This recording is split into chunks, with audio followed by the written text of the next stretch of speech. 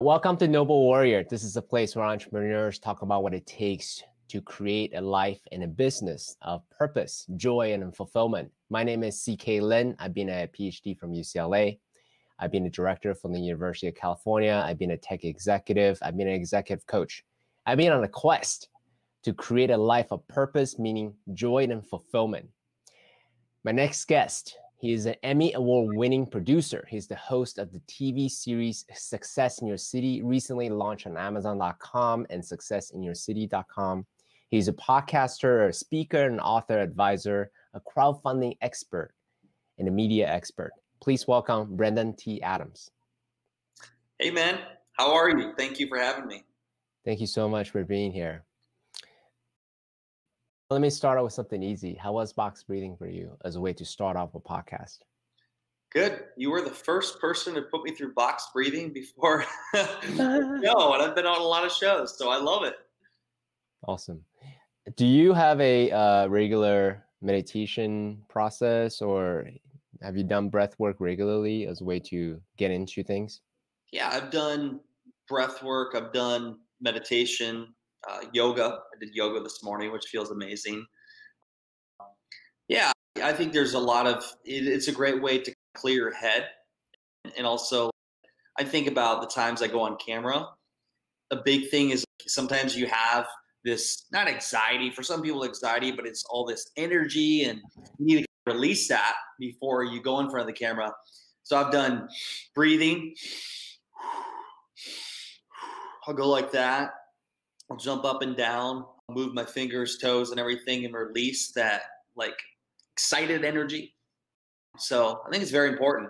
I also do the cold pool thing, which is a breathing technique too, where you go in a cold pool or ice bath, and obviously when you do that, like your reactions, like, oh, jump out, and it's so you got to really control your breathing. And yeah, so breathing is important. Otherwise, we die.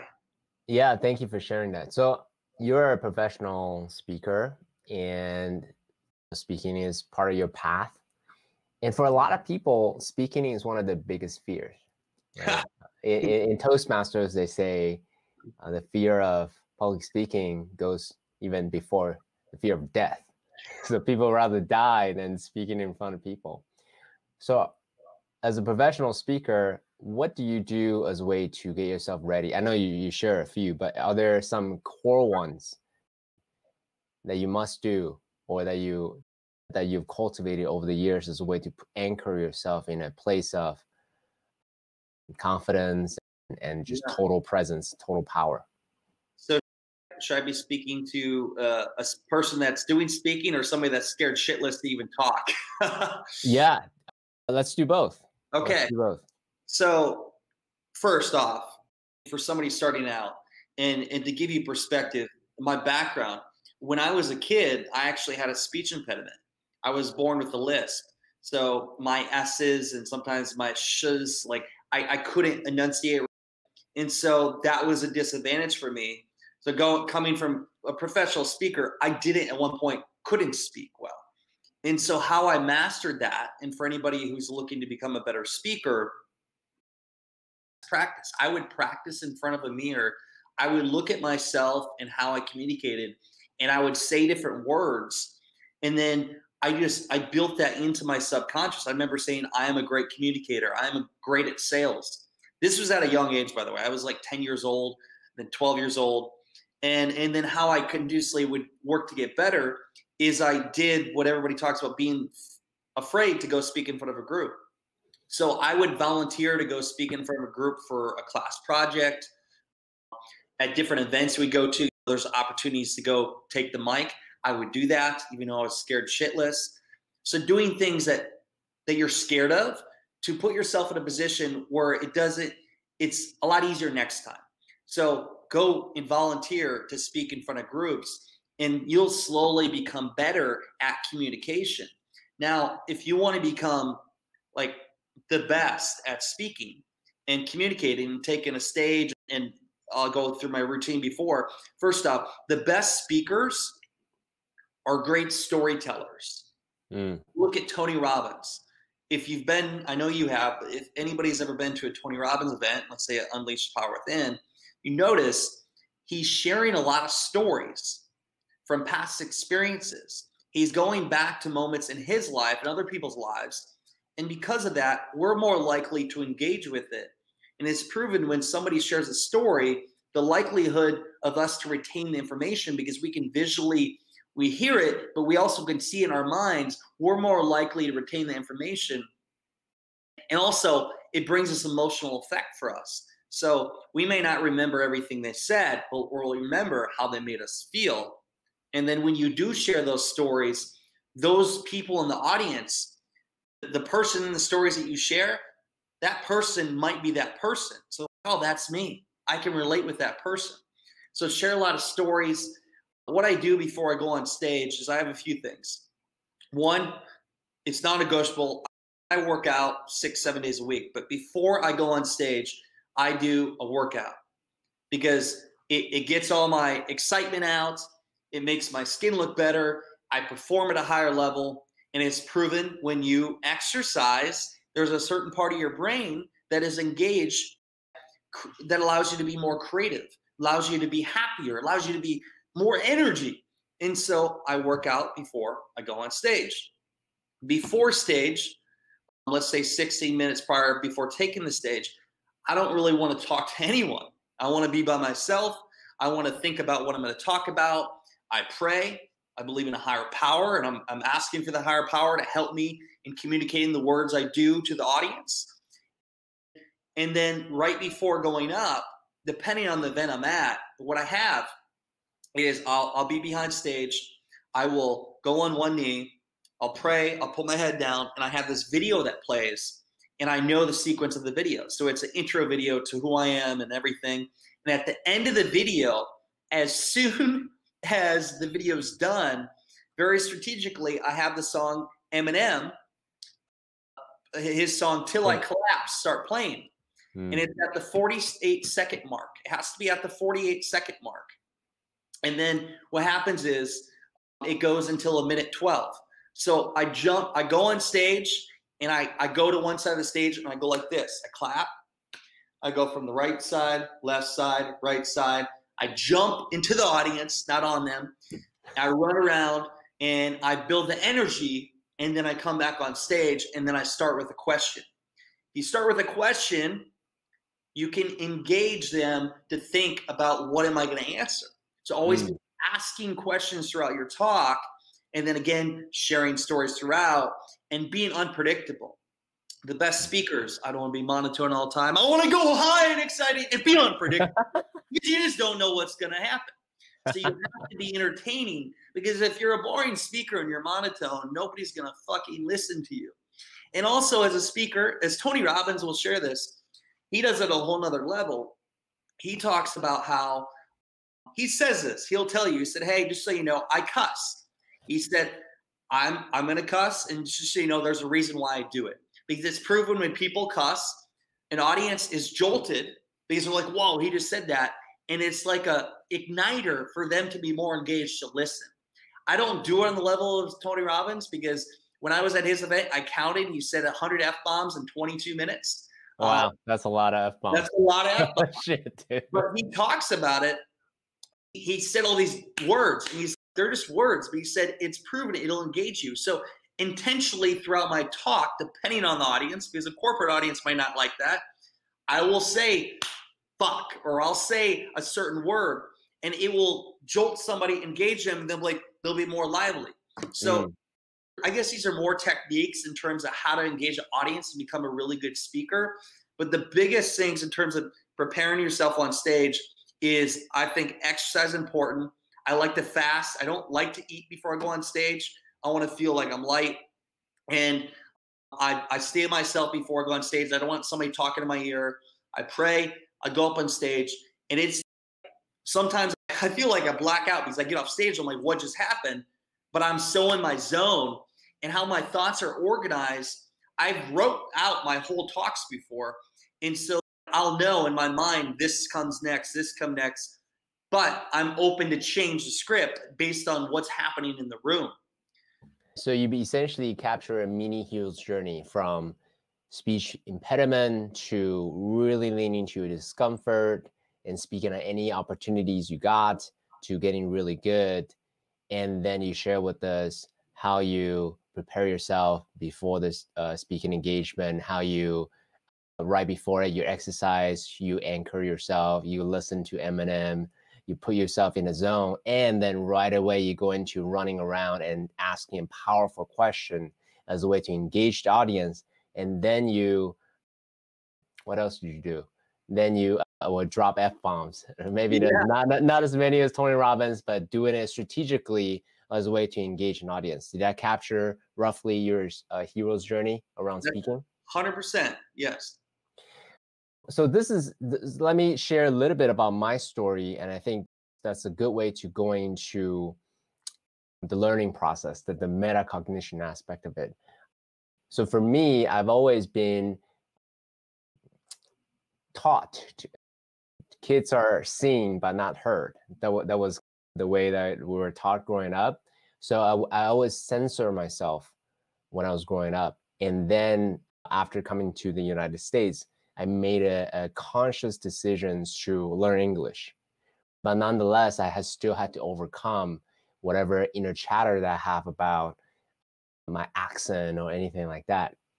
So I had to imitate TV anchors or actors on Friends or Seinfeld as a way to learn the American accent.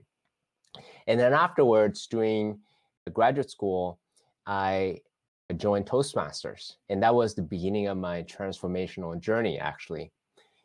And I had to overcome my fear of speaking in crowds. It's so interesting. I recounted back the first few public speaking engagement that I had, however small the audience was. I literally had to print out verbatim every word. Hello, my name is that. Otherwise, I wouldn't be able to even express my thoughts because the fear was so prominent. Yeah. So let's actually talk a little bit about, I will get into the strategic relationship and so forth, but I want to get meta for a moment about the learning process, because you and I were passionate aficionados of personal development. Could you share with us a little bit about how you go about learning today as a way to really intentionally grow yourself to be the best version of yourself? Yeah, so a big thing I do is I'm always soaking things up, willing to learn. I think the best way for us to learn is learn from other people that are doing what we do, and just learning, taking one bit of maybe technique from them or tip. So, like for example, I'll sit down on YouTube videos and watch talks, and I'll pick apart pieces that I like and don't like, and then I'll implement them into my talk. And so that's one thing. Or like we're both in metal. Ken Rutowski gave me this idea once, and it was really good. And he said, hey, he would have an influential friend of his create a short snippet video custom to the audience, and then he would show that during his talk. So everything's customizable. So then wait, can you back up? What do you mean by that? So maybe I wasn't paying attention. So one more time, what did you say? So let's say, give an example. Yeah. I'm talking at an event, and here's an example. I'm talking to a group of, let's say, people that are in the ice business. I just throw that one out there. Yeah, yeah. And so I get one of my mentors to create a video and say, hey, and I'll say, Kevin, hey, Kevin, you want to create a video that says, hey, all you ice business people, I just want to share a few things with you. I know Brennan's speaking with you today. I'm going to share 3 tips I've learned and how it can help you. And then let's say that goes for 2 minutes. I will take that video and implement it into my presentation, and that video will play during my talk. So it's not just me giving a talk, it's me bringing in my inner circle, and they get a very interactive experience where they're calling out the audience. And so that was just one thing I learned from one of my mentors. And so always be willing to learn. I study people, I see what they do very well, and I take it and I implement it and I try it at different speaking events. Not all of them work, but I try them. So trial and error. Sorry, so Master to something. interject real quick. So in the case of, let's say you and I speaking, Yeah. it would have been wise for me to say, hey, Brendan, can you record a 2-minute video to my Noble Warrior audience to say, hey, I'm speaking about the power of networking, communication, and strategic partnership, like Yeah. that? Yeah, like that. Okay, got Yeah. it. Got it. So that's one side of learning. So having a mentor, you got a mentor, you got a coach, you got somebody that can give you advice. Learn from people that have been there before, because there's always somebody out there that's done it at a high level that you can learn from. Don't ever think that you know it all, because you don't. So that's one. And then completely immersing yourself in the content and what you're doing. So again, I'm relating back to speaking, but like before I go do an event, I will see who's all going to be in the room. I'll see what's all going on in society, everything that pertains, the timely thing that pertains to what's happening. And then I'll go and I'll write out all this content. I'm brainstorming about all this on a doc. And so this is me open up my mind to all these different ideas. And usually my best ideas happen right before I do a talk. So it's like this brainstorming session. Then I can take these pieces and implementing them. So for anybody else, for any kind of thing you're trying to master, always be brainstorming different ways to do things differently and reinventing yourself. Don't always try to do the same old thing. Always reinvent yourself and be spontaneous. Because in the world we live in, people want to see the next new thing, the next different way to do it. Those are two things. And then the other thing, I read every day, and I listen to audiobooks. I was just on a book tour, and I went through 4 audiobooks in 12 days.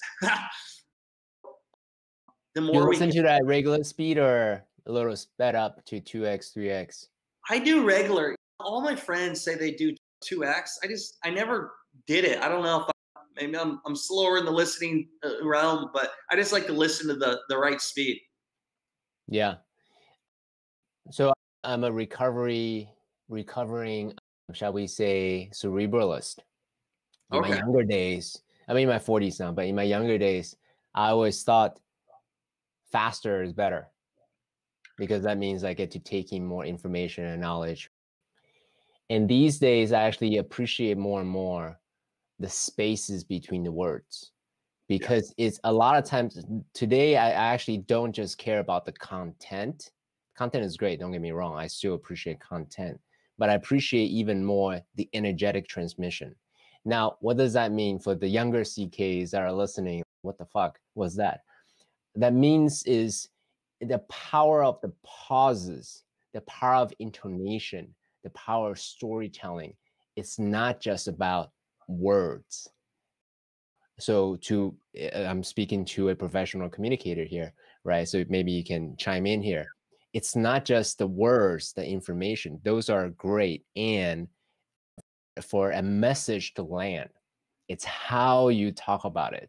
It's Yeah. how you really navigate and then play with the emotions, the tensions that's in between the spaces. I'm curious to hear your thoughts. Sometimes a pause in silence is the best thing that can happen. If you want to talk about sales, they're all saying like the person that talks the most loses, the person that talks the least wins. The more you listen, the more data you get. But in terms of speaking, sometimes if you want to really get something across, you say it and then you say nothing and let them acknowledge what just happened. So say, and then also how you say it, how you say a phrase like, what is success? Or what is success? And so it changes the way you enunciate your words and how you communicate to your audience and the tone level, and whether it's high or low, like that will really determine how it's interpreted. So work with it, play with it. It's all, I'm always like trying new things when I'm speaking to other people, but there's a lot to it in terms of those gaps, talking fast sometimes, or really pounding something home. And this is how people become really good communicators, as you understand. Intellectually, I understand. I'm trained professionally as an engineer.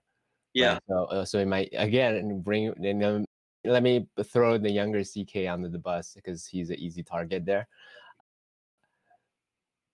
My younger days was more about information. Let me just convey the logical solution to you, and how I'm pitching you or enrolling you, it doesn't matter. It's just what it is. But then the older I get, it's like, oh wow, there's an art, there's an importance, there's an emphasis on storytelling. So I'm still learning, right? There's the unconscious incompetence, there's a conscious incompetence, there's conscious confidence, and there's unconscious confidence. Right now, I would say very much maybe hovering on the conscious competence part. There's always room for improvement. So what would you say as a way to get better at the art of storytelling? For one, get more stories. So here's a way. So when I go to, I have all these stories in my head, right? So I have these, let's say these files of stories that I can grab from. So I will know which stories to grab from based on the talk that I'm doing.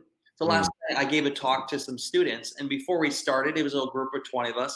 I asked them all who they had to say their name, where they're from, what their major is, and what their one question is for me. And so because of that, I was gaining this data to know what stories to grab from. And I have all these stories. So based on that response, my talk is catered with those kind of stories in mind. So if we have a lot of different cool stories and learn how to tell them stories in a way that really engages the audience. And you'll learn as you do a lot more talks, you're going to read the audience what really took home to them and what didn't. And so know that. So have a lot of stories to pull from, and choose the stories, your talk, that would relate most with the audience you're speaking to. You need to speak to them in a way that it's not a story that they can't relate with. So find a way to gain a common ground where you all feel like, oh, we're just people here, like a tribal. We're in a circle here around a fire. We're all the same kind of people here. And all I'm doing is sharing impactful stories that they can all relate to, which makes them feel like they're a part of that story. They are that story. That is them. And I'm showing them a way to overcome whatever it is, the obstacle in their story. I like that. Let me use a martial arts analogy here. I think was Noble Warrior. Sorry, so obviously gotta give a martial arts analogy here. So it's like you learn the basics, you learn the punches. Yeah. Bruce Lee said, "I'm not afraid of a man who knows 10,000 kicks and practice them one time. I'm afraid of a man that knows one kick and practice them 10,000 times," as an example. So know your basic atomic unit of the stories that you wanted to tell, and then hone those stories and practice them in the dojo, practice telling them, and also and cater to the audience, give them relevant stories. So in martial arts, we practice kata, right? The forms you practice over and over again, and based on the situation during sparring, then you can bring out the different parts of the forms in cater to what's relevant in the situation. Then is that an accurate recap of you? It is, yes. Always be practicing. And one thing I do to always stay on top of my game, for whether being in front of the camera or my storytelling, is I create videos every single day that I share with the world through social media. And so I'm always trying new things to see what works and doesn't work. And I'm also practicing. Like, that's practicing my storytelling. That's practicing my communication. That's actually perfect. So let me ask you this, because as thought leaders, as professional speakers, as someone who cares to share our wisdom, our stories, our lessons with the broader audience, professionally or personally, one of the pitfalls that I see is there's a lot of desire, but there's some invisible barriers to actually publishing every day. And I'll make it personal. For me, I want to share, but at the same time, I don't.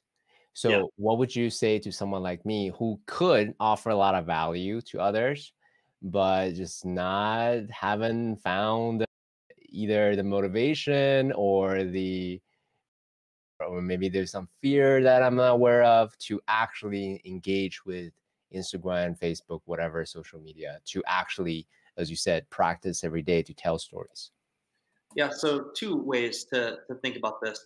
One is think about the outcome that's going to come from it.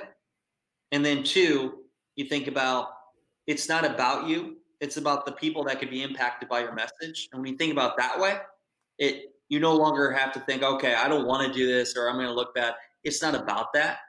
I'll give you an example. Like this morning, I woke up at 4:50 a.m. I wanted to stay in bed. I didn't. I'll be honest. I wanted to lay there next to my wife and not go exercise. But I thought about the outcome that would come from after exercise and how I'd feel. I walked over. It's 30 degrees here. It's cold in Minnesota. And I went to an hour from 5:30 to 6:30 a.m. I was in Warrior Sculpt yoga. And it's like intense, sweating, everything. And throughout the process, yeah, like I didn't absolutely love everything I was doing, but I knew the feeling afterwards. So I think about how do I feel afterwards from what I do and what's the impact that come afterwards, because you're not always going to be excited about creating the videos. I'm not always excited about it.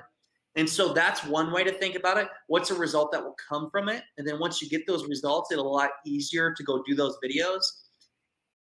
And for me too, knowing through the videos that I put out and for anybody putting them out, yeah, the results could be getting a deal, could be impacting somebody's life. I always think of it this way. This video could change somebody's life. This video could make me $1 million. This video could save somebody's life. And by not doing that video, that won't impact somebody's life. That won't make me the money. And I found the times that I least want to do the video is when I tell myself, Brandon, you got to go do the video. And usually when I do it, I'm rewarded by it in some way. And so that's how I've been consistent.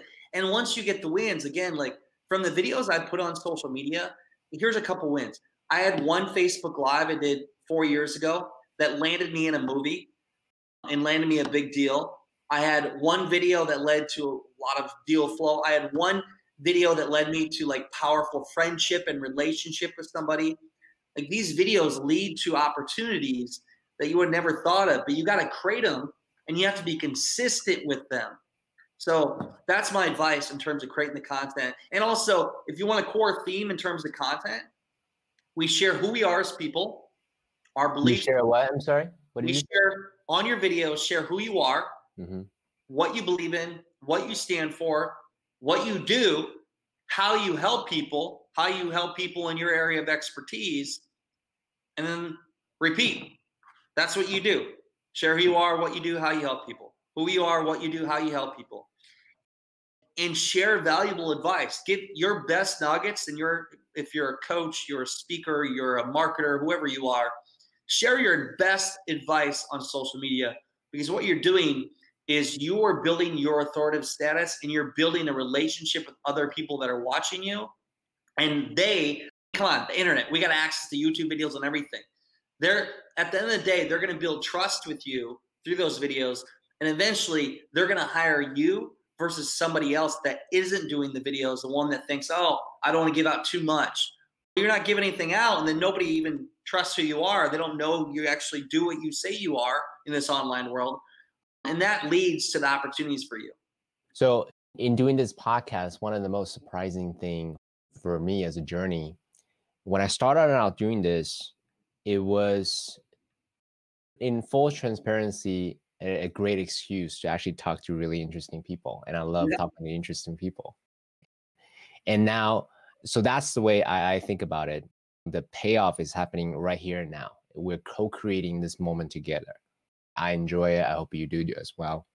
Yeah. And now anything beyond that, whether it's the business thing or the thought leader thing or the branding thing, those are all bonus points. But one of the most surprising thing for me, that is when one of the guests and I were talking about his journey, his dark night of the soul moments, his belly of the whale moments, his facing his own shadow and darkness moments, where he was staring at the barrel of his gun and he chose to not pull the trigger. And someone was listening. And he sent to me afterwards, hey, thank you so much for actually engaging that conversation. Because of COVID, I lost my job. I had to face total destruction of my business. and I was actually thinking about planning suicide. And so literally we saved a life in that conversation, and that actually stuck with me ever since. My egoic mind wants to go for the Joe Rogan numbers, right? Like I'm not da da da da until I have that level of status. But in reality, I also am very keenly aware of it's not about the numbers. It's actually about an audience of one. If one person actually get impacted, the younger CK, the younger Brandon's listening to this, who's hungry for inspirational stories, wisdom from the likes of Brandon, that actually makes it super worthwhile to even go through whatever effort we go through together to share, to excavate things that we wish we had learned when we were younger. You and I, very similar. I got into podcasting for the same reasons 5 years ago, is to connect with very interesting people. But then it became more than that. And whether it's saving somebody's life or helping them. And I look at all the podcasters out there, I think there's that core theme. The reason why they do what they do, yeah, they make money from it. But those listeners that reach out and have their life impacted in such a way, that's what drives them, because they're like, oh, my work actually means something. And you look at the Joe Rogans, I love his show, but Joe Rogan started with no listeners.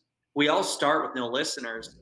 And the biggest key to build an audience is consistency, great content, and marketing what you do, and just keep doing it and keep mastering, sharpening your sword and bringing the value to the world. And that will attract more people, one story at a time.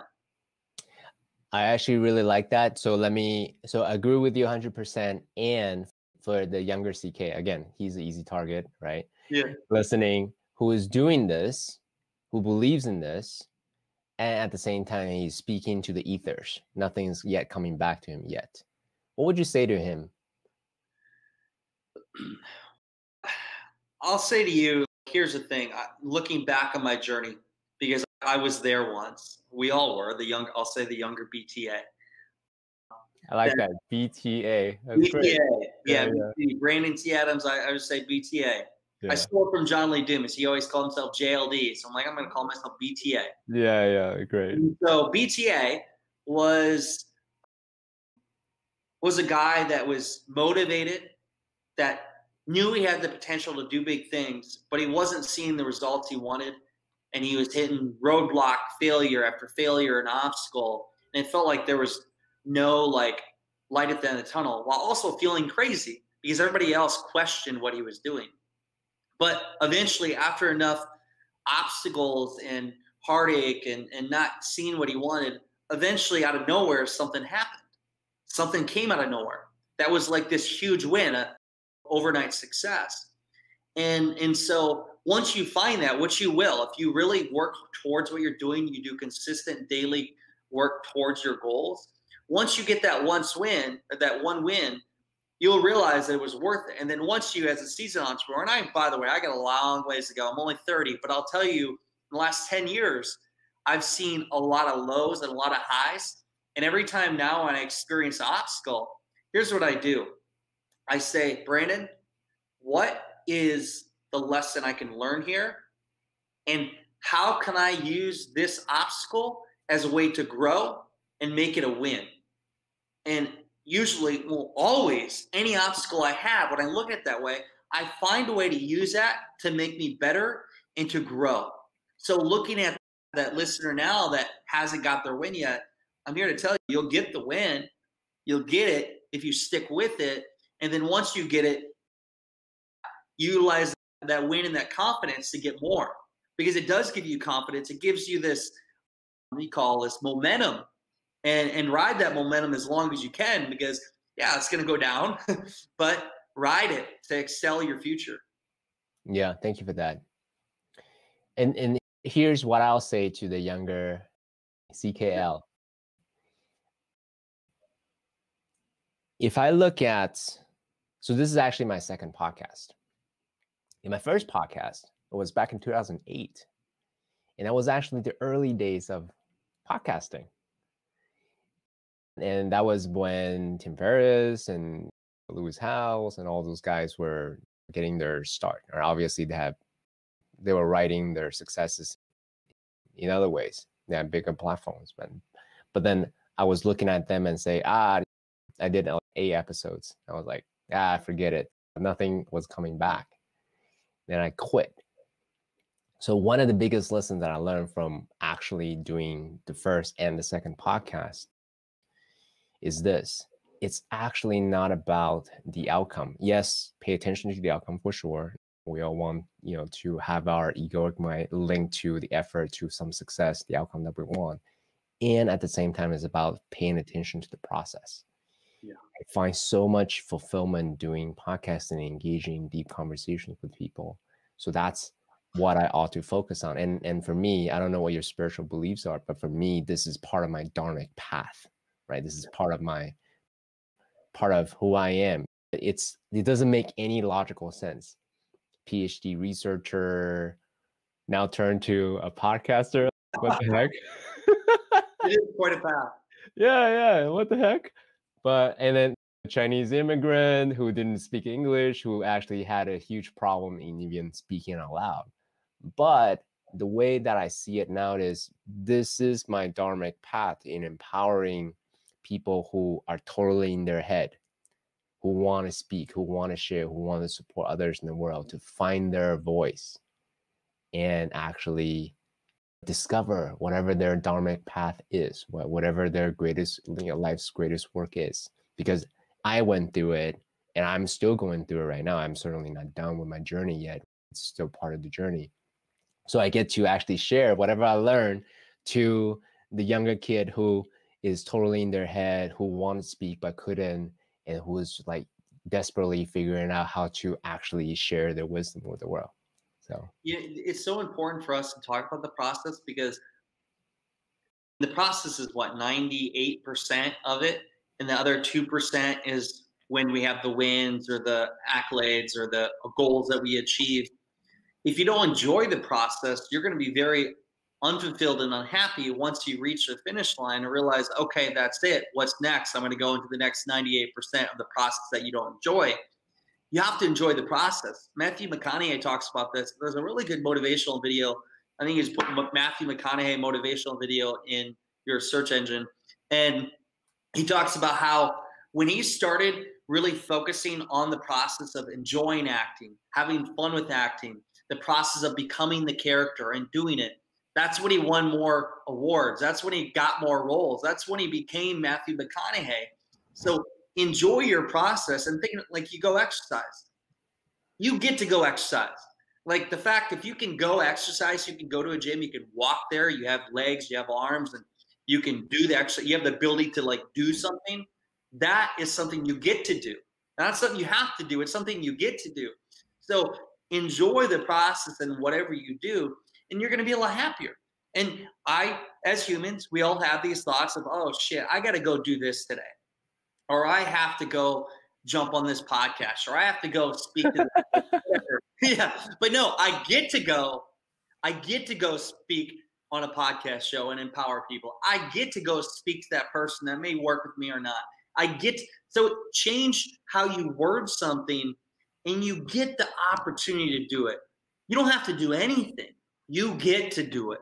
And by changing how you phrase the wording of it, it changes everything, your mindset. And so enjoy the process. I look back and I started podcasting 5 years ago, and I've had 3 podcast shows. The other 2 were like niche ones. The main one I've had is got over 400 episodes. But I'll tell you, what I enjoyed the most was my first year of podcasting. Interesting. I was editing the shows myself. I had a full setup, mics.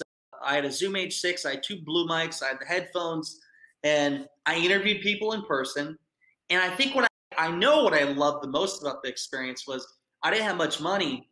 And so I was traveling the country, interviewing people in their office, like you, where you started to build the connection. You wanted to learn for your own selfish beings, and I did too.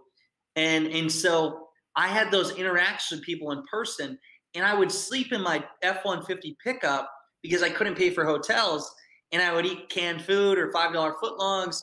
And I did all these things to do what I needed to do. But I love it. Like, I enjoyed those trips. I had so much fun. I'll never forget those. So I actually enjoyed the process so much. I miss it sometimes at those times. So again, for you starting out, I'm telling you, I enjoyed the times when I was broke at times and I was sleeping on my truck. It was fun. So enjoy your process, and it'll make everything else worthwhile. Yeah. Thank you for sharing that. That's actually very endearing to hear that. Well, Brandon didn't just start off as being a celebrity award-winning producer.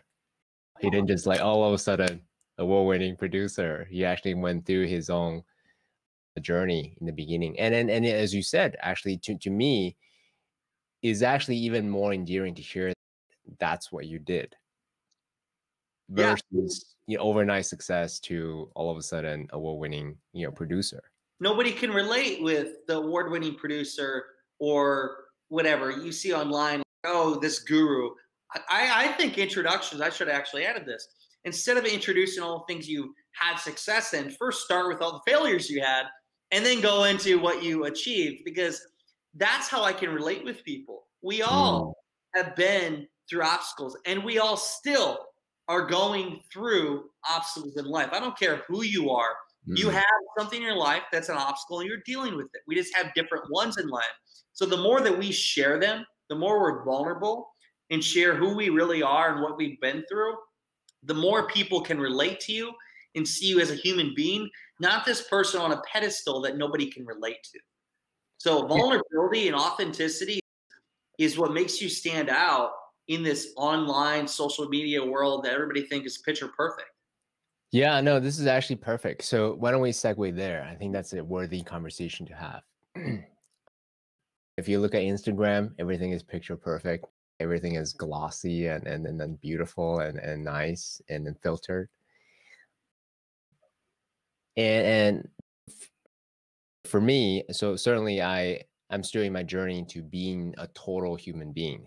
The people that I admire most, the Dave Chappelles, the Jerry Seinfelds, they're very successful at what they do, but why I admire them isn't their success. Why I admire Dave Chappelle is a great example, is he is who he is. And he has achieved some level of mastery. He's, unabashed to express himself to the world. And that like just takes balls, and I really appreciate the way he does that. So certainly I'm on my own journey to get to that full self-expression level. So I'm curious to know from your point of view, was there a journey to go from let me be just to show the glossy side to now being more and more human? And if so, what are some of the steps that you took as a way to share more of yourself holistically rather than just the professional side, the speaker side, the guru side, and so forth?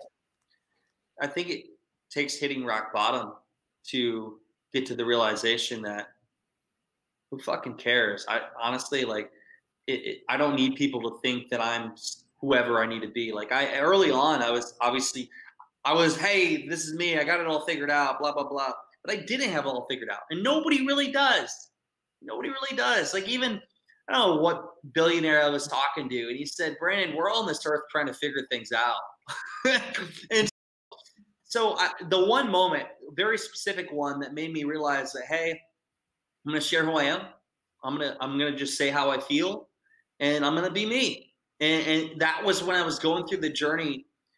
And when my wife and I went through the journey for our show, Success in Your City, the whole concept was, hey, we want to figure out what the true meaning of success was from other people around the country and do it before we got married.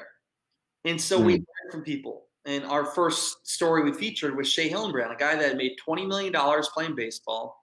He was a two-time All-Star, played for the Red Sox. He played for Dodgers, all these different teams. He left the game to, one, he wanted to spend more time with family, and two, he wanted to fulfill his childhood dream of going and having a zoo. So he left baseball. He spent time with his family. He bought this ranch. He spent a lot of money and created the zoo.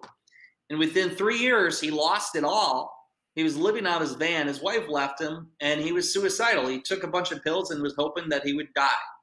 And he woke up in this van, and he believed he found God. He saw God. He said, I felt okay. I should have been dead. And before that happened, he's like sitting here. All these people envy me, think I'm a god, think I'm this known baseball player, whatever else. But deep down inside, I feel like a piece of shit, and I want to die. So that perspective, hearing something like that, the people with the accolades or the Emmys or the awards, all that, that doesn't mean they're necessarily like happy. And so hearing a perspective from somebody that had reached such a high level and hit rock bottom and now doing his own thing, that really, I had a lot of respect for that, and it changed how I looked at my own identity. But then I experienced it a month later, because after doing that first episode, Samantha and I went to Texas, and in the process of doing all this, producing a TV show and everything else, I had things going wrong in my business. I had one business that I had a business partner we had to buy out. I had a big speaker event in LA 2 months prior that the fires happened that week, so our attendance was a fourth of what it was supposed to be. We were planning a lot of income for that, and it crushed us. And so I was in a very bad financial situation at that time. And so I was in such a bad situation that my one bank account had negative thousands of dollars into it. And my wife today, we were in the same hotel room, and she was going through depression. She was not very happy. I was feeling like, what am I going to do? And it forced us to believe. It forced us to believe in a higher power, because at that time I didn't really know if God existed or whatever else. And so we went to church, and I felt at peace. And so when hitting that lowest moment of obstacles in business, no money, a significant other, we're in a huge argument and she's not happy and I felt like a loser, that pushed me to look at life differently. Ultimately, like a week or so after that rock bottom, I did a deal that made me a lot of money, and I was all back in the game again. But when you experience something like that and you hear these stories of other people, there's other ones of a guy we featured that was homeless at one time, all these rich, significant, interesting people. It gives you a different perspective on life. And so now my perspective is, I'm going to tell you straight as it is. I know my success isn't necessarily just based on the bank account. It's based on my happiness, not what other people think of me. So I do things how I want to do them, and I do them on my own terms. The problem is with society, they do it thinking about what else somebody's going to think, whether they're living a life their mom or dad wants them to live, or a significant other, or their audience. You look at Dave Chappelle, he's got balls. The fact that the level he does things, he says exactly what he thinks, which a lot of people are thinking too. And he says it, and he does it in a unique way. And he's been able to build something out of doing that. Most people will say stuff that is just bullshit. Like they're just saying what they want others to hear. That's not me. For me, I'm going to tell you straight what it is, and I'm going to do what I love, and that's it. And so how I got to that point was hitting ultimate rock bottom from a relationship standpoint, financial standpoint, how I felt. And then once I overcame that, I realized, hey, it doesn't, this, whatever the on TV or these accolades or what's considered a success, that's great and all, but that doesn't mean you're successful. Yeah, I appreciate that. Thank you. Yeah, there's a, shall we say, so I did Vipassana. I don't know if you've ever done it before. It's a 10-day meditation retreat. And the whole idea of Vipassana is to actually hone in, to learn, to cultivate the mechanics of how the Buddha achieved enlightenment. The whole idea of it, the whole teaching, the number one thing that I got from Vipassana is the source of suffering. There are two. One is grasping for things, or craving for things that, I don't have, as well as for aversion, pushing away, resistance to things that I actually do have. And whenever I'm grasping or averting something, that's where the source of suffering happens. So part of the human condition is this desire for what is not. Hey, this is reality. I don't like this, or I like this other thing, right? Your grass is always greener on the other side. So it's insidious, or it's part of the human condition. And then to learn how to actually not evaluate, not assess our own self-worth based on our bank account, our popularity, what our spouse thinks of us, or what our social media audience thinks of us, is part of the, I would say, the noble warrior discipline, right? If we want a life of fulfillment, is to say, hey, there is that, and my self-love, how I think about myself isn't based on that thing. So I so appreciate what you just shared. Yeah, it is so true.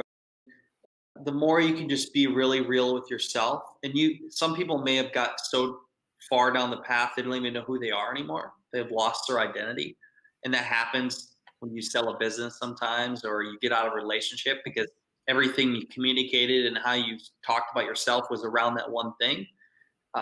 Once you really figure out who you are and what you want and start communicating that to the world, you'll be a lot happier. There'll be a weight lifted from you. I'll give you an example. You mentioned I sold ice. So I grew up in the ice business. I worked with my father selling packaged ice for a living, called Adam's Ice Service. And so that was always a part of my identity since I was born. And so I knew one day I wanted to buy the business for my father. I ended up going to college, graduated. I eventually went and bought the business for my father. After I bought the business and a few years go by, I realized I started having conversations in my head that I might not be doing this for the rest of my life. But what I had told myself for many years, I said I would never sell the business. It would always be a part of me. And so I started to have this conversation myself, like, Brandon, like, what's best for you? And so once I realized that, hey, I don't know if I want to sell ice forever, because the focus on this is taken away from the other areas that I really want to focus on.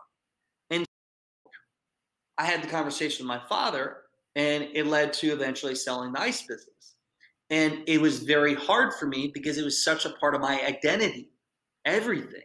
And so the day that I sold the business and was completely out was probably one of the most freeing things for me, because I no longer, one door was closed and another open. And all of a sudden, all these other opportunities opened up for me. But going through the process of just acknowledging I had to do something I always said I would never do was very difficult, because my identity was that.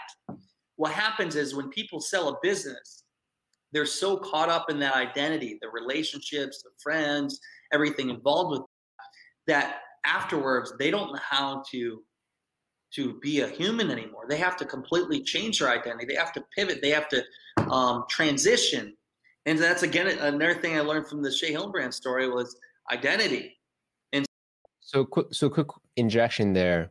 So part of what I do is to empower people who are going through that transition, that identity shift process. So if you can go into the details of what did you actually do that empower you, knowing what you know now, right? Having gone through it on the other side, what advice would you have to someone who is going through it right now? What tactical things can you advise them to say, hey, here's what I did to get out of that dark night of the soul moments? Yeah. It's starting by having open conversations with yourself and the others around you about what you're doing. I think it is very difficult. But then when you do, let's say once that sale's done and you're done with the business, it's very rarely, just so you know, many people, when they sell a business to somebody else and they keep them on for a while, it's rare that person goes out to the full amount of the contract, because like they just can't stand how things are run. It's not their way anymore. So that's why the companies that are buying you out usually want to do extended, because that's better for them versus a one lump sum. So the earn out. Yeah, the earn out. So for me, what I did is I just acknowledged, hey, this was a part of my life, and I'm at peace what I did, and I'm happy for the years I had and experiences. But now it's time for me to go to the next thing. And so once I channeled that energy to something else I was working on, which it helped that I had something else I was already doing, I was able to give everything to it. And there was no other part of me at all that had to think about the past and the business I was in. Nothing. It was all in the past. It was no longer anything. I never even had to focus again forever. Close the door and focus on what's ahead. Don't look to the past, because no matter what happened, You can't change it. It's done. Close it. Go to the next thing. And so that's what I did. Man, it was a weight lifted from me.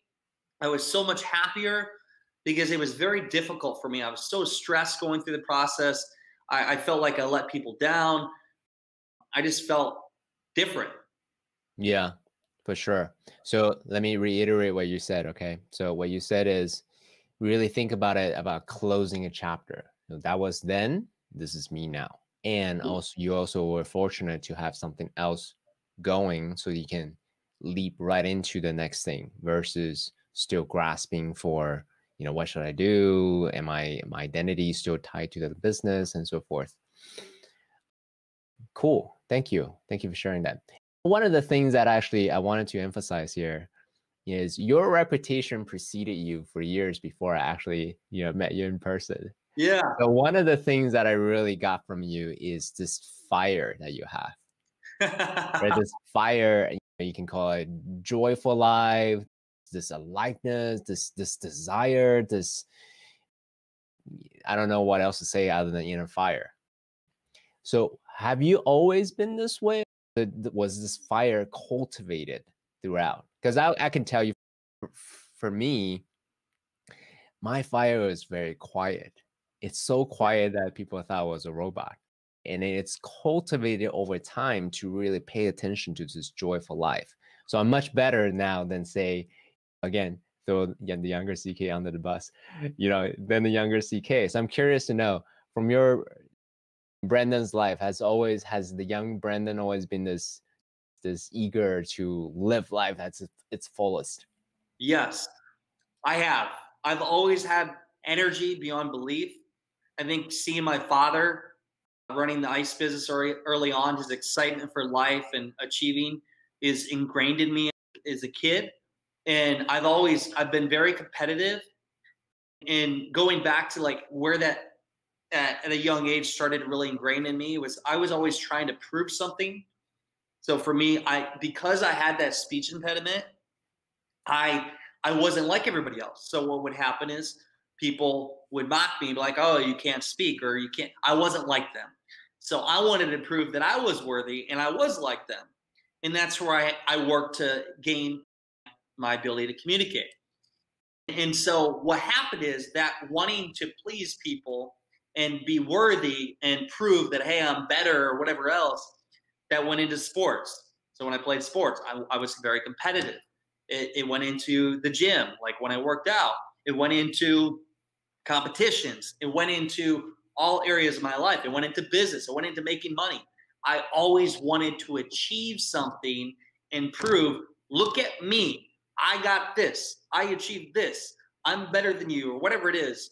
And so that was something that fueled me. I'm very competitive, but having the energy, I'm going to go. And where my life changed is partly it was because I went through MITT program, which I know you're familiar with. And that opened my eyes to the patterns that were driving for what I was doing. Now, there is positive to that because, look, it did drive me to achieve things. But the tweak I needed to make is I didn't need to do it for everybody else. I just need to do for myself and say, hey, pat my back and be like, you did it, buddy. You don't need to hear any kind of recognition from anybody else. And so that's where the fire really had engaged in me before at a young age, always being competitive, trying to prove something. And now I'm still competitive, but I do things for the right reasons and I'm doing it for me. Yes, I have some loved ones and I want to make them proud, and I am, but it's mainly doing it for me. And I don't have to prove shit to no one. That's a quotable quote. I don't do shit for no one. No, that's actually really great. And I can feel it, right? It's not from a place of compensation that you're competitive. Like you're not doing it for the sake of proving that you're worthy per se. That's the way, that I'm feeling about it right now. You're doing it for you because you enjoy it so much. Life is a game. You're having fun. You love business. That much is also evident. You love business from a very young age. You're like, I love it. It's a game. It's a Monopoly game. It is a game. Maximized. All that. So I really appreciate that. And to me, that also mirrors my personal story as well. When I was younger, I don't know where I got this idea from that I have to be smart to earn the love from my parents, from people around me, and so forth. So I was always paying attention to being the smartest in the room. And as you said, it's great, right? To be book smart, to be intelligent. And at the same time, there is also a cost of leaning on that too much, because I became intellectually arrogant. Yeah, you're not smart enough for me. Let me go to a room that I can learn from. But and it has a huge cost to my relationships. I was a total loner growing up. Yeah. And also my self-worth was leaning so much on how smart I was, and that was a total illusion. Yeah. So my point of sharing all that is, and now, smart or not, I can be total stupid on this show too. It's totally okay, because I know my self-worth isn't depending on that. It's totally okay. So It's a freeing thing knowing that.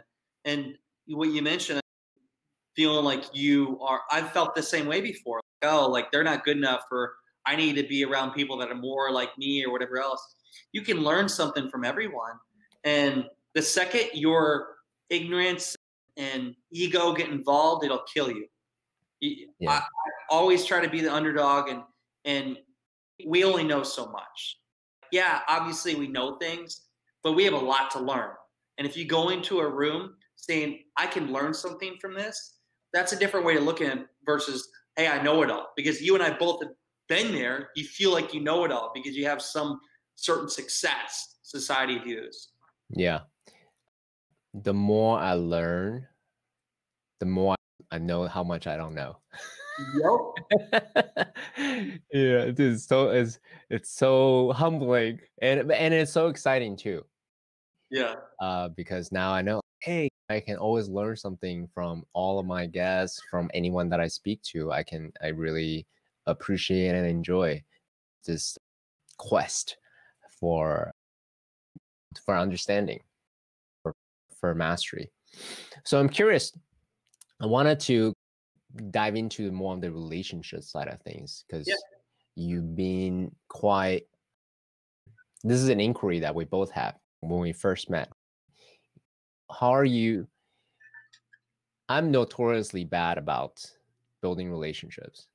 I want to, and at the same time, I just notoriously bad about it. So I'm curious to know, as someone who focused a lot of time in cultivating relationships, building relationships in a strategic way, how do you think about relationships, and how do you go about doing it?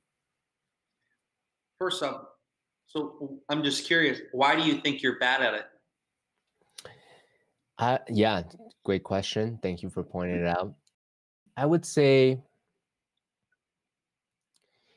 there's a lot of tension of keeping in touch with people, caring about them, and building relationships on a deeper level. But my actions don't always correspond with my intention, because there are so many people that I know. Yeah. And yeah, so the lack of action part, or the lack of consistent action rather, is the part where I can be better at. Yeah, and that's a good segue. So action, so building a relationship with somebody is adding value. So we do this in business, we do it in a relationship, and your significant other. If you don't add enough value to that person, then what's going to happen is that relationship's going to lack. One of the best advice I got from my brother, he's been married now, I think 20 years. He, is it 20? Wow. Oh my God. I think 20, 30, well, not quite, but a long time. But he said at my wedding, he said, Brandon, it's not 50-50, it's 100-100. Yep. In the relationship, the wife and the husband each got to give it 100%. And another thing I learned just in terms of relationships is You always date your wife. What Never does take that them mean? for granted. Always date your wife. Always take them on a date, no Oh, matter. I see. Uh-huh. Yeah. And so when you go back to value, think about the relationships you want to be in, let's say, business with, want to work with. How can you help them? Because if you think of somebody at a high level in business or influential person, they have so many people reaching out to them, wanting something from them, trying to take something. If you come to them where you really actually want to help them and you do it, you don't just talk about it, you do it, they're going to listen to you and then they're going to reciprocate. So for me, starting out to build relationships, and this is, I'm going to go to different aspects of this, but I'm going Sure. to talk in terms of high level business. So for business, what I would do is I would find, okay, here's a person I want to collaborate with in some way. I would go consume their book. I would Google them, research them, learn everything about them. And this would lead to the podcast interviews I would do too. I would figure out ways to work with them, help them, make them money, help them achieve their goals. And then eventually, once I got that relationship in front of them and in person with them, the rapport was built. But it's getting to that point most people don't get to. So you actually got to invest a lot of time and effort and sometimes money into a relationship and not knowing if it's going to turn into anything. So invest in that, build rapport with that person. And then once you build a connection, continuously find ways to help them achieve their goals or make them money or whatever it may be. I'll give you one specific example. When I was 20 years old, I got a mentor. His name was Cactus Jack Behringer. And he was a great mentor to me. And he opened my eyes to what was possible. But I also saw he had made a deal in Shark Tank with Kevin Harrington. And so I always knew that one day I wanted to work with this guy named Kevin Harrington. So for months, I would read his books. I would study his stuff. I would follow back then, actually, I don't think he was on social media that much. But I would find different ways to understand who he was. He was from Ohio. He was a young entrepreneur that started selling seal coating stuff for driveways. He eventually went on to invent the infomercial. But I studied. And then I had this idea to put on this big event in Iowa called Young Entrepreneur Convention. And he was one of the main speakers I wanted to get at my event. And so I remember for 3 months going back and forth talking with his assistant, trying to get them to have him come speak. And it was obviously a fee. It wasn't, I had to pay a fee. At the time, I didn't have the money. But I constantly was persistent, sharing the value that would come from the experience. And eventually, I enrolled others to be able to help pay for that fee. And after 5 months, it led to getting him committed to come speaking at my event. But then another thing happened. Before he even spoke at my event, a connection said, hey, if you fly to Florida tomorrow, I can give you a 30-minute car ride with Kevin Harrington. And I booked the flight, flew there, and got the car ride. So we had the in-person interaction. And so I had my opportunity to share that I knew about his past without even if you were in a room with somebody that you never met before and they start sharing, oh, I know you sold ice for a living. I knew you grew up in Garnerville, Ohio, or whatever it is. Like, you're going to listen. You're like, whoa, how do you know this about me? The same went there. I built the trust and relationship with this guy at a higher level. He knew I had already paid for him to come speak at my event. That weekend, we formed a deal together to launch a book. And that went on from launching a book to now we have investment in 5 companies together. So it was a long game. Play the long game in the relationship. And the fruition from your work you may not see the profitability or the hardcore relationship for 6 months or even a year. But when you do, it's going to be very powerful for you in your business and what you're doing. And it doesn't even have to be business. It can be something you want to learn from. You want to learn from a mentor. Hey, go work for them for free and learn from them and build that rapport with them. So that's in terms of the business side. How can you add value? How can you help them? Understand who they are. Now, in terms of when you're interacting with people on a regular basis, for one, listen. Everybody else wants to talk about themselves. Listen to them. Learn who they are. And then in your conversations with them, it goes back to the speaking. In my mind, I have all these different file cabinets in terms of experiences and things I've done that can relate to that person. So based off of what they say to me, my message that I speak to them about is going to be catered to what they like to do and something we have in common. So if they mention that in college they played rugby, I'd be like, oh yeah, what was your position? They'll say, I'll be like, oh, I played flanker. I played at Iowa State University. We have this commonality, and then we are connected. So they like me. They're more likely to talk with me further. I'm likely maybe to get their phone number. We might jump on a call. Maybe we do business together. Find ways to find a commonality between you and the person you're talking to. And then the next step is following up. What happens is many people, when they're going to events or they're connecting on, let's say, a Zoom call for metal or something like that, they talk with somebody, they build a connection, they say they're going to follow up and talk in, but it never happens. So you got to follow up. You got to do that call, and then you got to follow up again, and then you got to constantly cultivate that relationship. Eventually, it will turn into something, but also don't have a schedule. Hey, after this many calls, we got to do business together. No, just know eventually something might come from it, or something might not ever come to it, but you'll have a really good, meaningful conversation like we're having. So add value, do your research, find commonalities between you and the other person, and communicate with them. Now, one other thing, this is why I think video is so powerful.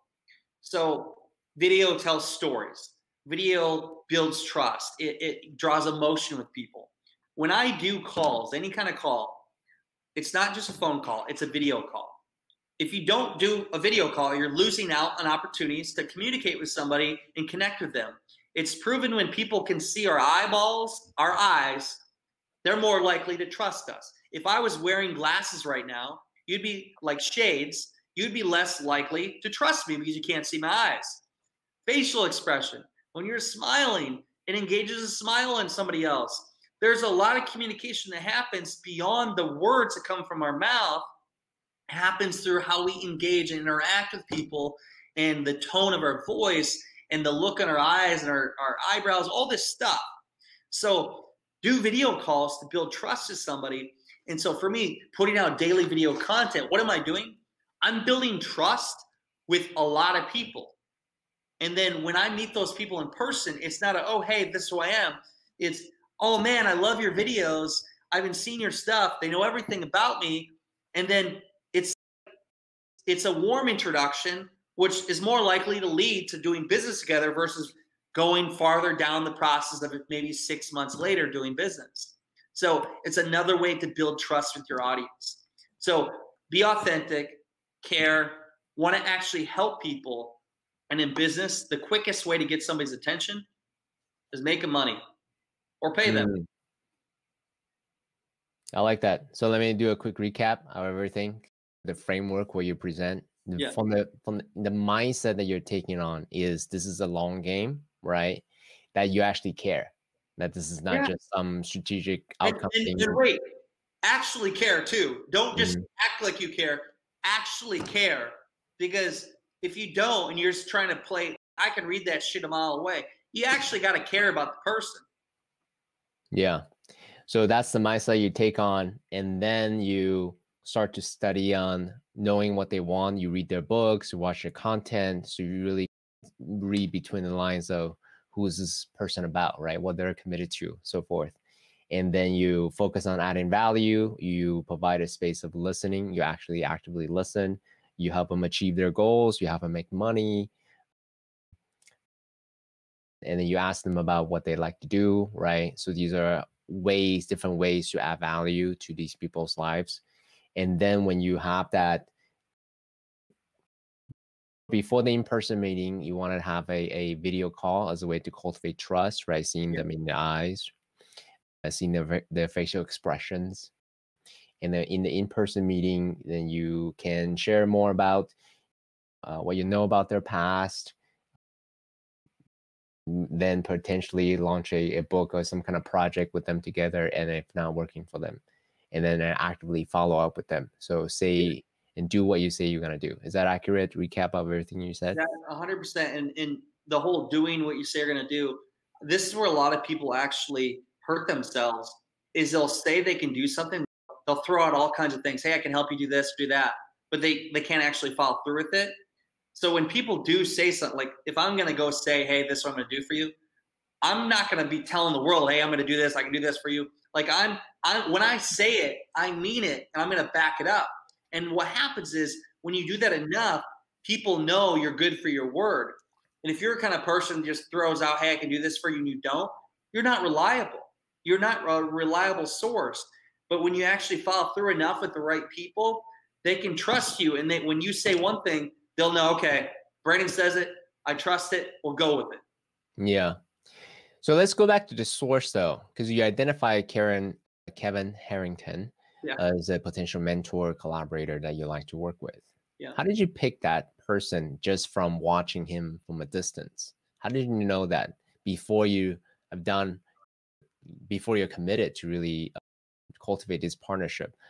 And I asked this question for the viewers who are watching this, and specifically because, thousands and thousands of people, millions of people, 8 or 7 billion people available on the planet. I wanted them to pick, right, how the right relationship to form, to invest ultimately. Yeah. So think about who's somebody you want to become in your own way.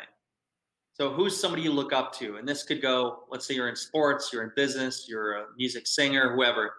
Look at somebody that's already achieved what you want to achieve and has been there and done that, and somebody you could see yourself being friends with.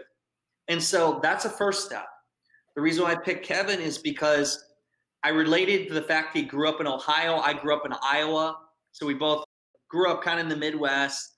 I liked that he was a young entrepreneur knocking on doors and trying to sell himself in terms of selling the seal coating business. And then he was selling high chairs, and he was doing all these things, very young, entrepreneurial minded. So I liked that.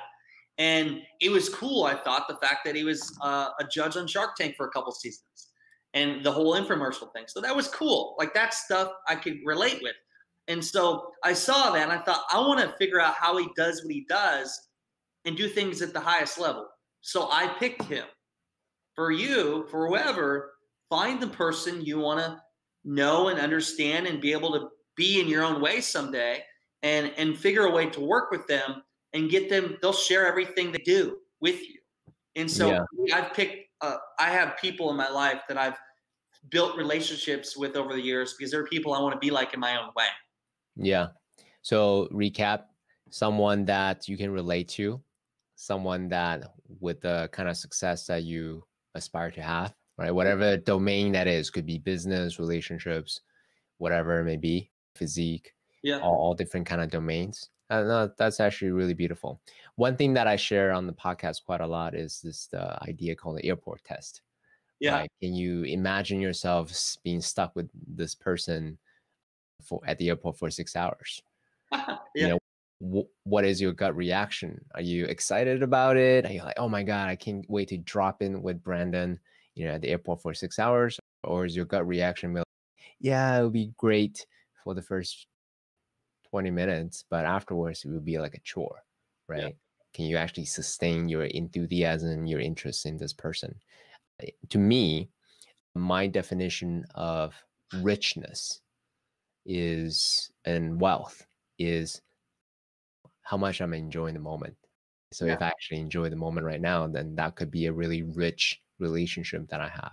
So it's not just about the strategic aspect of the business part, but I actually want to enjoy the moment. Sharing that, enjoying the moment, like one of the key components to humans is we want to be able to have relationships that we can connect with. So whether it's your significant other, your friendships, the tribe you're in, and that's ultimately what we want. I think that's over all everything else. Like, one, obviously we need food to survive. We need something over our head to live in. But the next one is we want to fit in and communicate with other beings. And so when we can connect with people that we really enjoy connecting with and being around, that makes us happier people. So I feel like your net worth, not only in your bank account, but in terms of your overall well-being, is based on the people that you surround yourself with that make you the happiest and help you perform at the highest level. Yeah, for sure. And to me, it's actually not about 10,000 people. I think it was Gary Vaynerchuk. He said, I really, when I pass, I want a gazillion people at my funeral. In my mind, I'm thinking, you're already dead. Who cares? One. And two, to me, that's his metrics, right? So I'm saying it in jest, but for me, it's actually not about the number of people. Rather, it's the depth of the relationship that I cultivate with people and what I want in my life. So it's not 10,000 or whatever, 5 million Instagram followers. Rather, it's the depth of relationship that I actually cultivate with the people in my life. Yeah.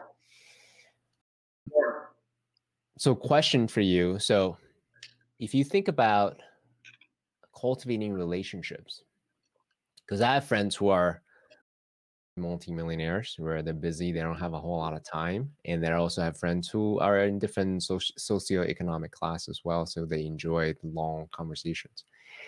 So the question I'm about to ask is this: cultivating relationship, I like that it's no trust and giving the amount of time that each individual have, they may want to just get to the deal point really fast, or they may want to have a slower ramp up. Hey, let's talk about our history, our childhood, where you're from, before we get to the deal point.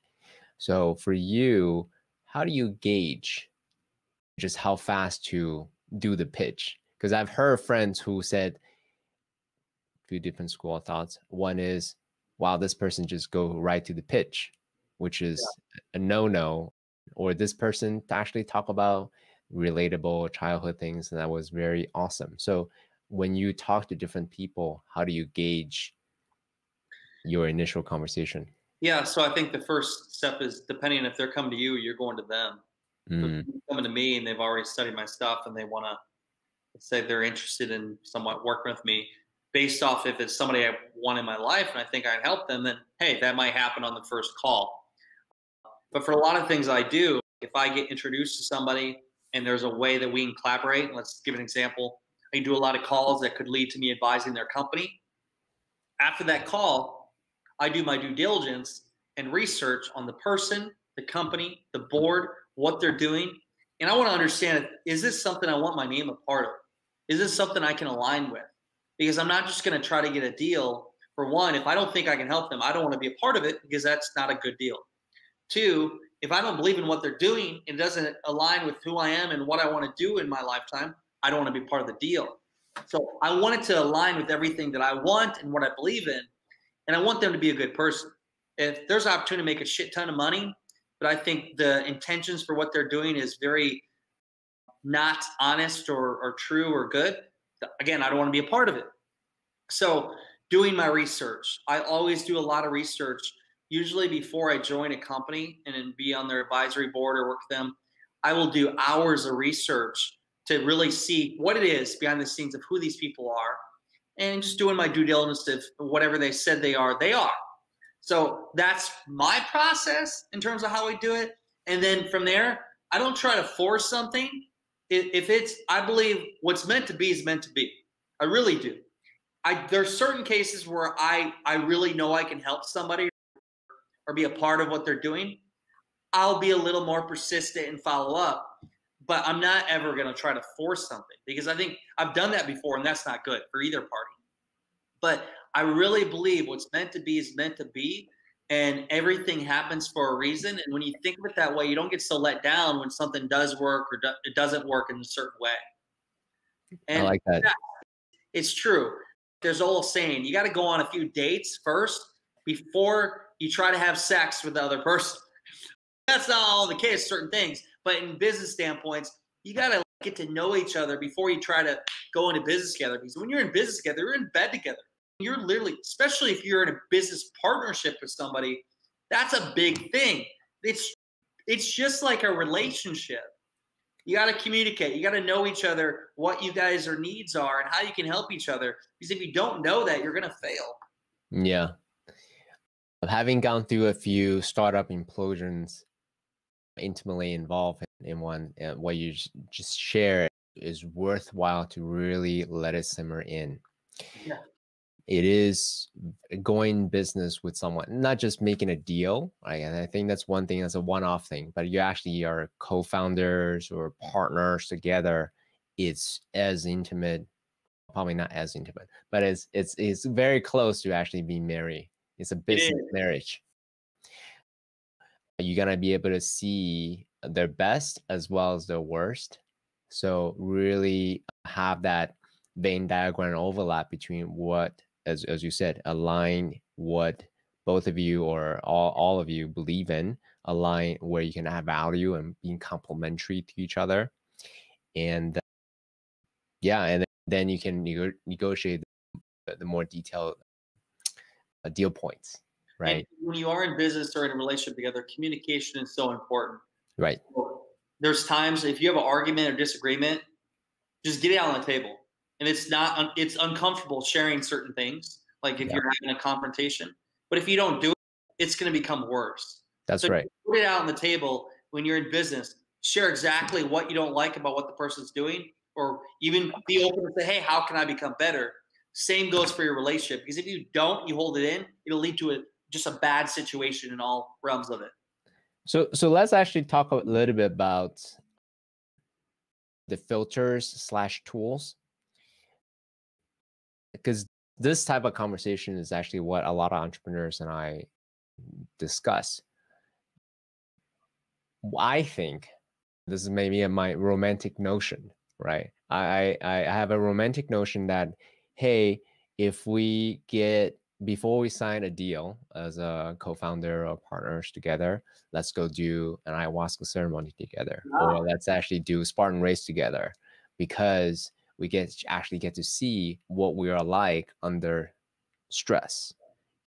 And if you like what which is then great. When let's proceed. I mean, if you don't like it, chances are the same behavior will proceed during other challenging times during our business relationship. I'm curious to know, are there, knowing what you know now, are there the stress or simulated stress test that you would put your other potential business partners through? That's a really good question. And I think that's true. There's a little saying that you find out who somebody really is when they're losing or they're hitting a difficult time, because you just see who their true colors. I would say what I've done before is I've had certain people that I've collaborated with where for example, I've done masterminds at my parents' cabin in Iowa, where they got to meet my family, and they got to see where I grew up. We got to go shoot guns together, ride 4-wheelers, and do all these things in an atmosphere that most people don't do. And so those had been people that I had been working with, and I had already vetted who they are as people. But those kind of experiences together allow me to figure out who I really want to work with even more in the future at a higher level. So the more that you can do business together or go through different tasks or things that some not related to business, you can really see who that person is and learn about them. But I think it's a good idea. I've never actually said, hey, let's go do a race or go do this before we decide to do business together. I think it's good to test things. People try to go right into the relationship. I also think you don't need to be, you're like, oh, let's form a business together. Let's get into business together. And we have equity and all that. That makes things very complicated. Why can't you be in a relationship where you work together and you form deals where you each get in on the deal, but you don't necessarily have LLC together or your business partners together in that sense? Because that's where it gets complicated. When you actually have equity in companies together and your business partners, that's where it can get a little touchy, especially if things don't go out the way you want it to. And yeah. I agree 100%. They actually brought to mind a few possible ideas for those of you that are thinking about sort of my line of thinking. And it doesn't need to be super strategic. You can always be aware and observe and just watch, right? Is, hey, do some extreme sports together, go skiing together, go to maybe go sailing together on the high oceans, the high seas. And then again, just be aware and watch how you are, how they are, and also the communication during adversity times.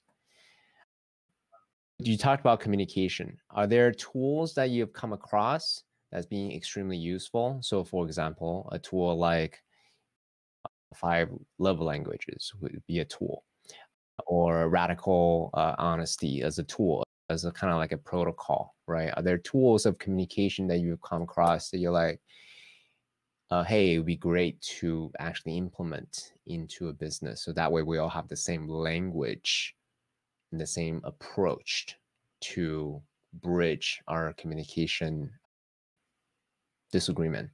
Yeah, so I guess I could probably, I'm not going to give you like what you're expecting. If there's a certain book to read or a certain professor or whatever, I'll tell you what I've done. The Sure. tools I've looked at is, like, for example, I'm constantly trying to figure out how to be better on camera. And eventually, if I was going to be an actor in a movie, how would I go about that?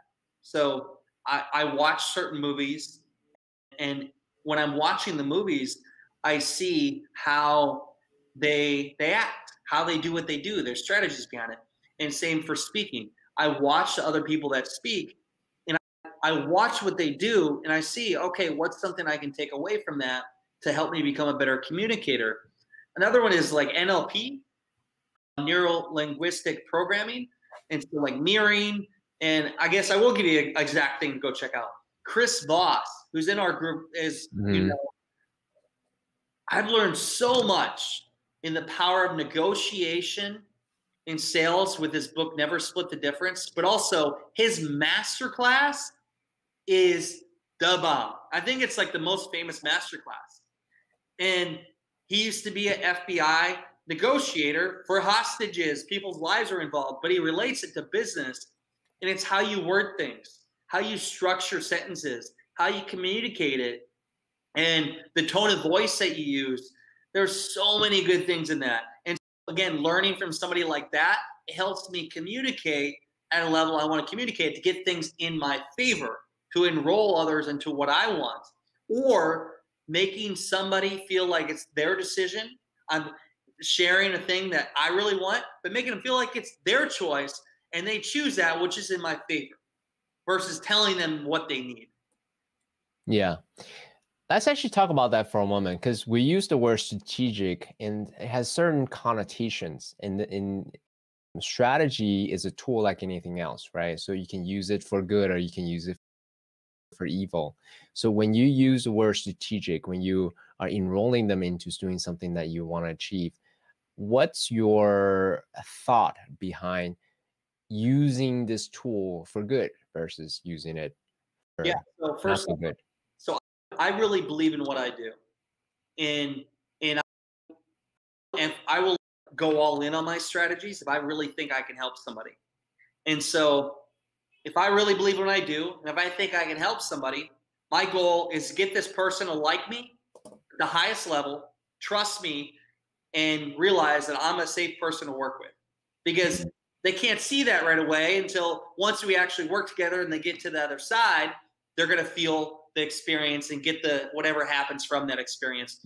But I got to get them to like me. So my strategy is, if I see a person, that Kevin Harrington was an example, I'm going to find ways to get them to like me, to trust me, and have us be on a certain level where we have this common understanding where it's likely for us to go do a deal together.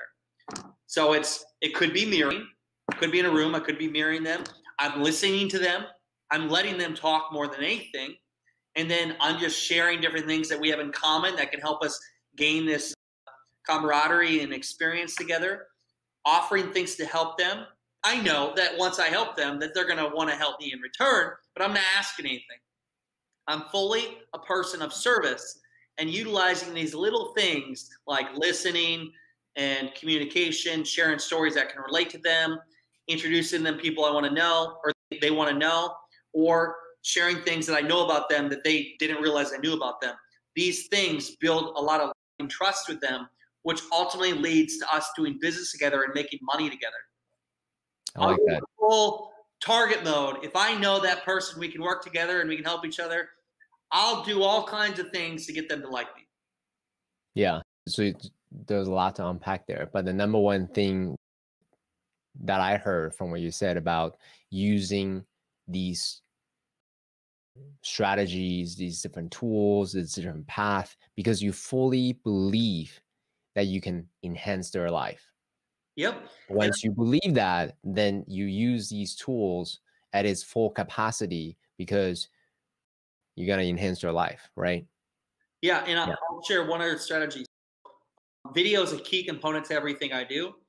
So I start out, I forgot I did this with Kevin. I did this with other people too. This is when I used to wear a suit. I put on a suit and I created personal videos, and I make them customizable to them. It'll be like 60 seconds, 90 seconds. I'll create a video. I'll upload to YouTube. So there's a link.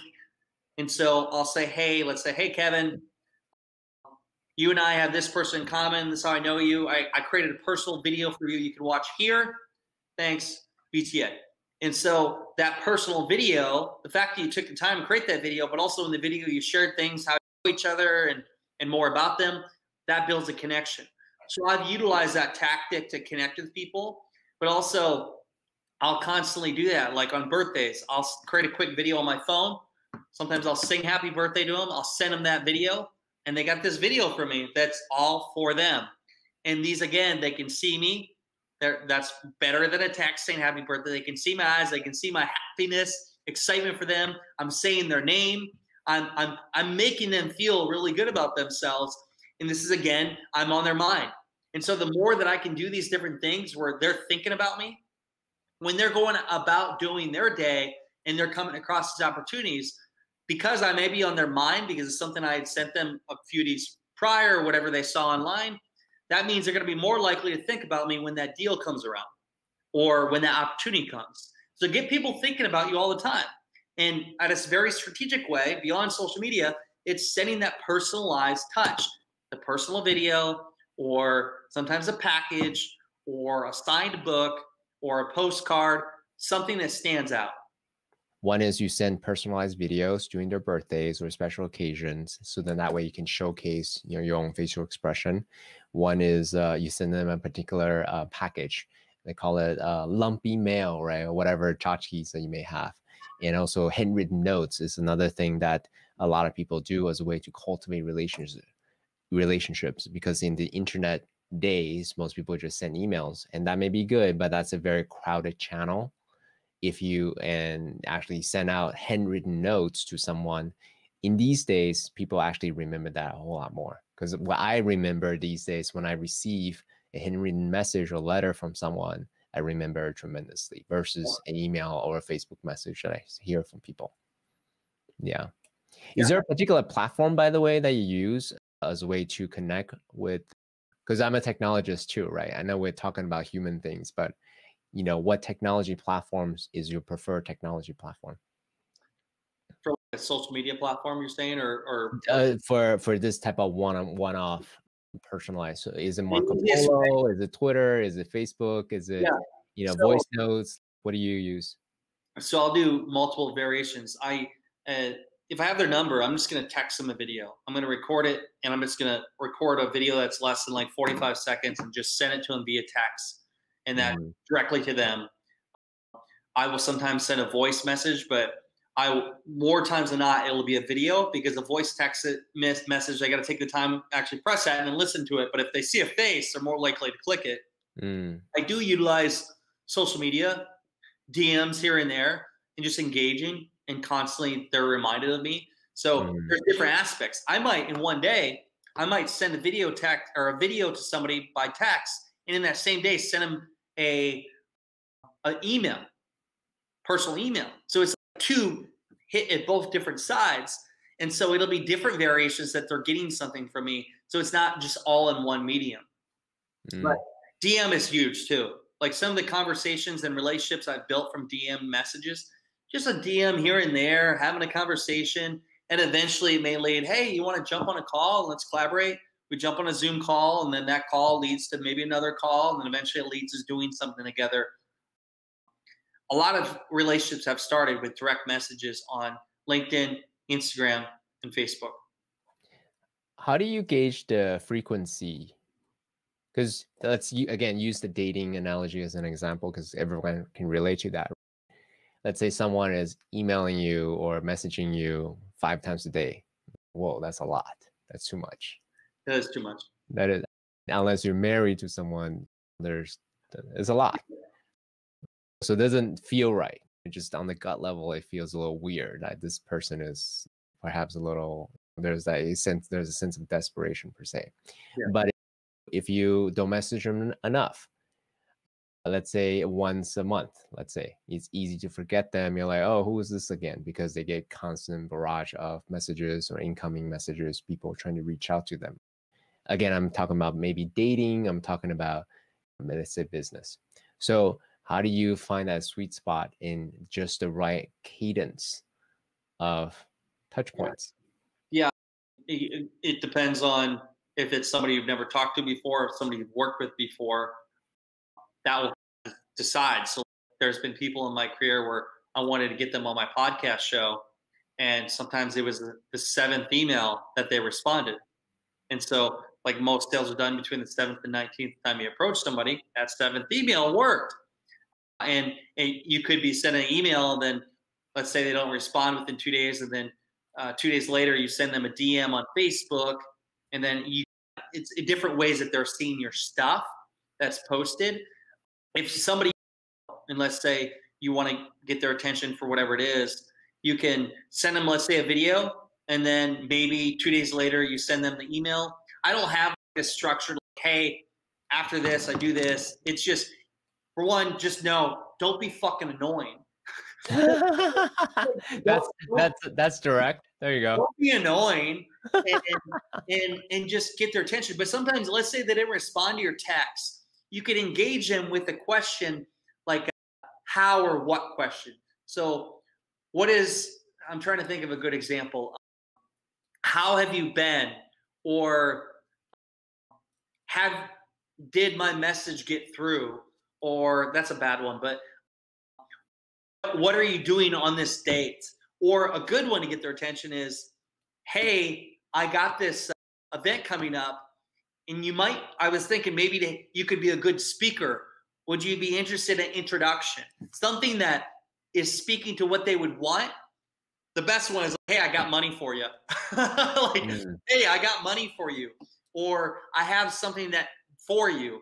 Because that's, if you're speaking to what they want, they're going to be a lot more likely to jump onto it.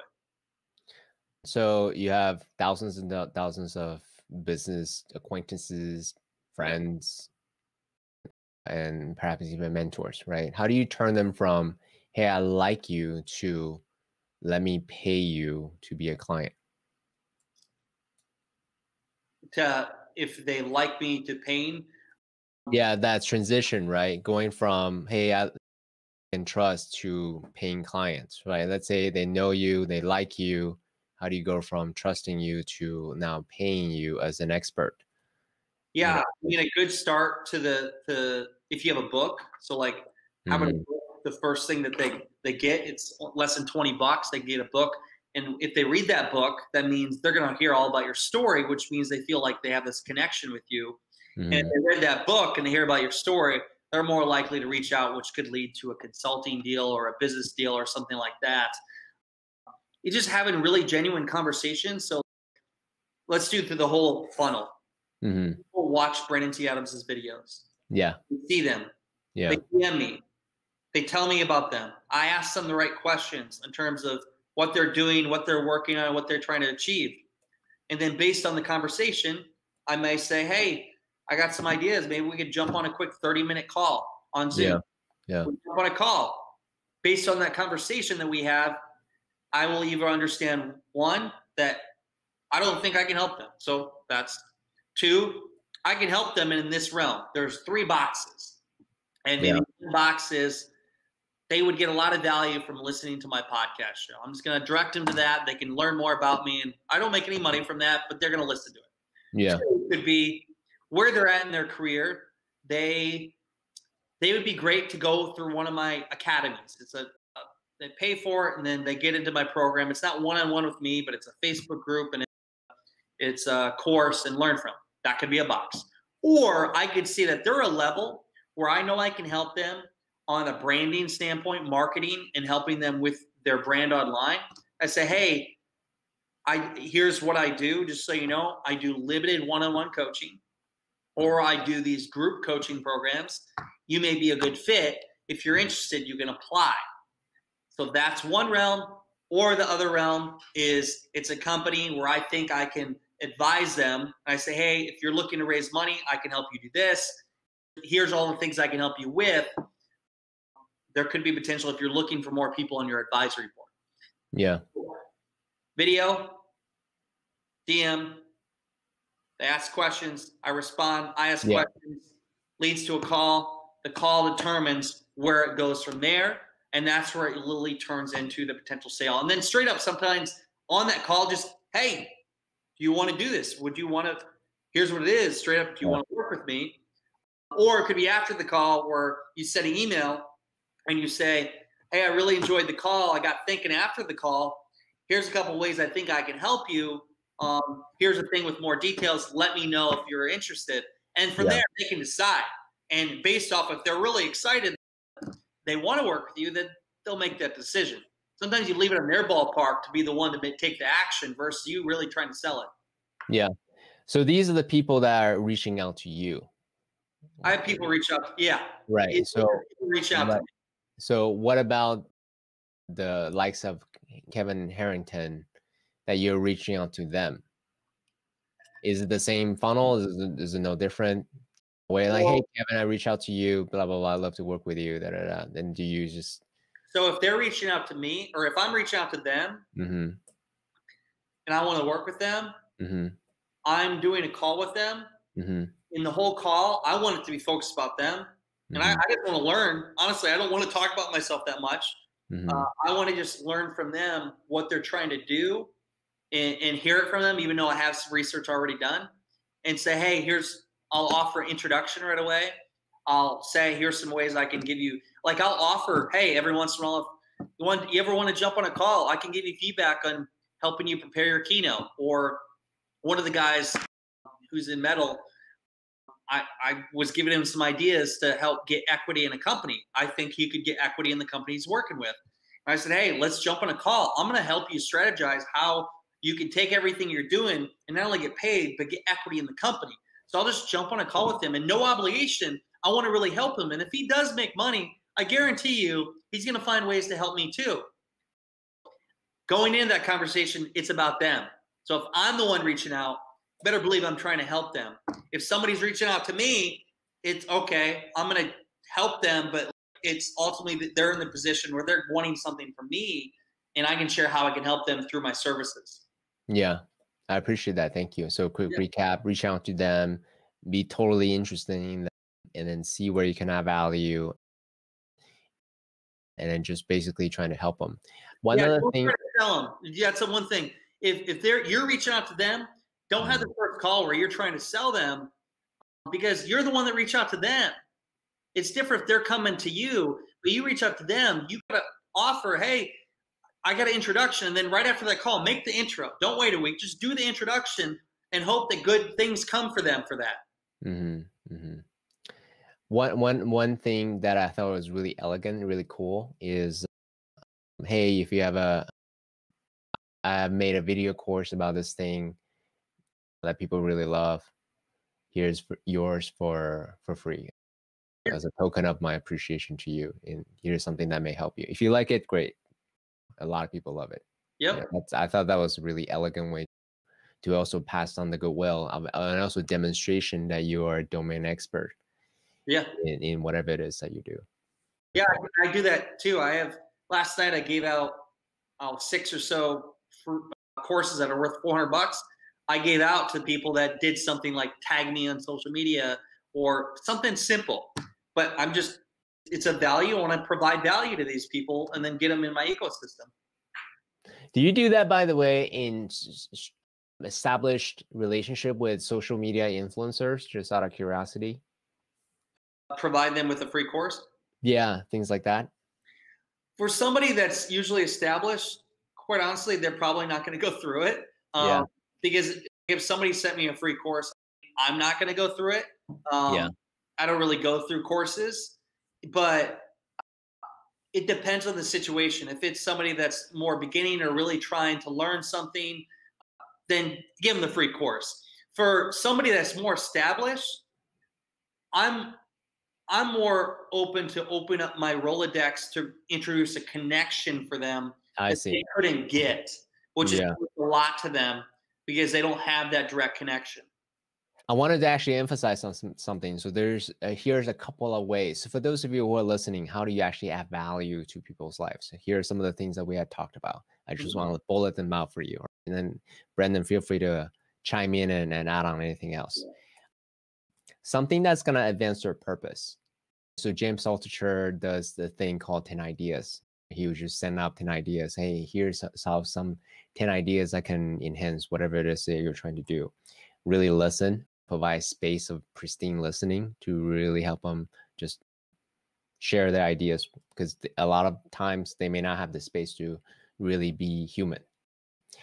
Help them be, do, or have more of what they already do, to help them achieve a certain goal that they have, to help them save time, save money, or make money. That's Brendan's advice. Whenever you help other people make money, they always, their ears perk up. Make strategic introduction they wouldn't have otherwise be able to have. And also share moments of relatability as well. So these are some of the ways that we have talked about, ways to add value in people's lives. Anything else you'd like to add, Brendan? You did very well. that was all good. The making the money, helping them save time, introductions. Those are all great ways. I do want to share again the relationship side, and I want thinking about a significant other.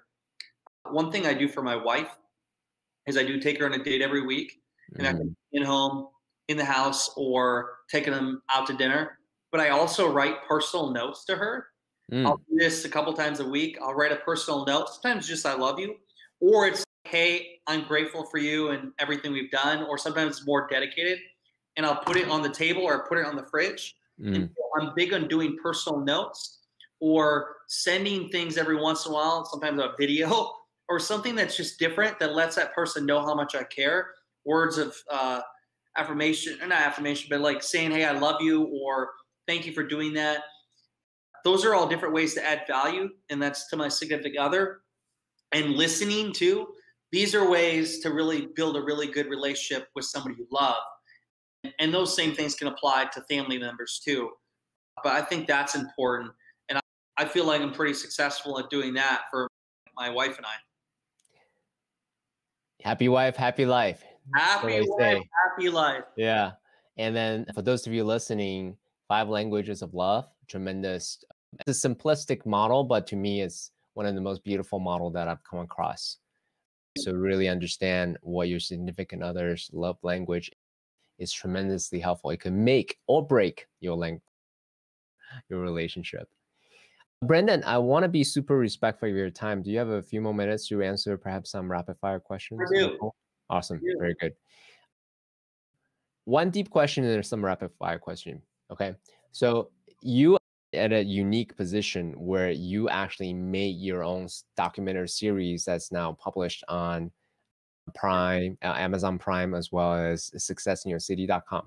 Yeah. So from that perspective, I'm curious to know, what have you learned about the media business? Because you had shared already what you learned personally. So I'm now curious about the business side in media. What have you learned about the media business after you have done the documentary series production? Yeah. The person that creates the content, the producer, the cinematographer, that determines what the story shares. And the beautiful thing about our show is we are catering to the value. We want to make the best stories for the people that are involved and tell our story in the most efficient, not efficient, but like a truthful way. And I don't have somebody like Netflix paying me a shit ton of money to do it in terms of the way that's going to be best for them. So because of that, I'm very truthful. I'm sharing the real stories. Now, how does that relate to TV world? You look at media, you look at content, you look at news. They are on an agenda. There's different biases based on the channel that you listen to, whether Fox, CNN. Who's paying to keep their lights on? They're swayed by the people that are giving them money. So I don't even watch the bullshit news because it's in an agenda to cater to the people that are giving them money. And so just know that. You see anything on TV, you question. The morning shows, all that stuff. Like, I want to know what's the real truth behind it. And so as a TV producer, how I look at media now is I want to know the truth behind it, who funded it. That determines what's going to be on the content and catered towards, and what's their agenda, what is their goal with it. And I'm proud of the fact that what we're doing is real content. We're really sharing something to advance people's abilities to achieve their own version of success. Not everybody else can say that in the world we live in, because they're doing something that is really to advance either themselves or to help the people that are paying them to get wealthy. Yeah. I watched actually the first episode of the series, and I have to say, for those of you who are listening and watching, I sense the care, right? The tender loving care that you actually put into making the show. And as you said, the truth of really showcasing your subjects so beautifully. So for those of you who are curious about the human story behind these entrepreneurs who are passionately seeking purpose and fulfillment and joy and meaning, definitely check out the show. That's something that I got. Did that answer go in the direction you were expecting it to go? A what? Did the answer I gave you go in the direction of what you were expecting it to go? Oh, yeah, no, it was great. It was perfect. So essentially, from making a show, you've seen the reality even better, right? You were able to pierce the veil a bit about, hey, what's behind a lot of these media productions. Yeah. I appreciate that. Thank you. All right, some rapid fire questions now. All right. What movies have changed the way you look at reality? Oh, I love it. Man, that is a really good question. The movies that change the way I look at reality. Huh. You stumped me there. Let me think here. I'm just popping out whatever comes to my head. Sure. Something like Avatar, and Avatar shows you potential of what the reality could be in the future if we did go to an airplane or something else. That, or here, Black Mirror. Black Mirror shows you really what our future is at or going to become. And so that makes me look at things in a different way that gives me a different approach to my work in terms of AI, technology, advancements. And then I'm trying to think of a movie that's inspired me. I'm more inspired by actors. You know, this is why I love looking into the actor space or film, is certain actors, how they say things and become a character and become one with it. You remember those moments that inspire you as a person is what makes you like want to do something with your life. So some actors over the years, like I look at Tom Cruise has been good in some movies. Who else? Brad Pitt.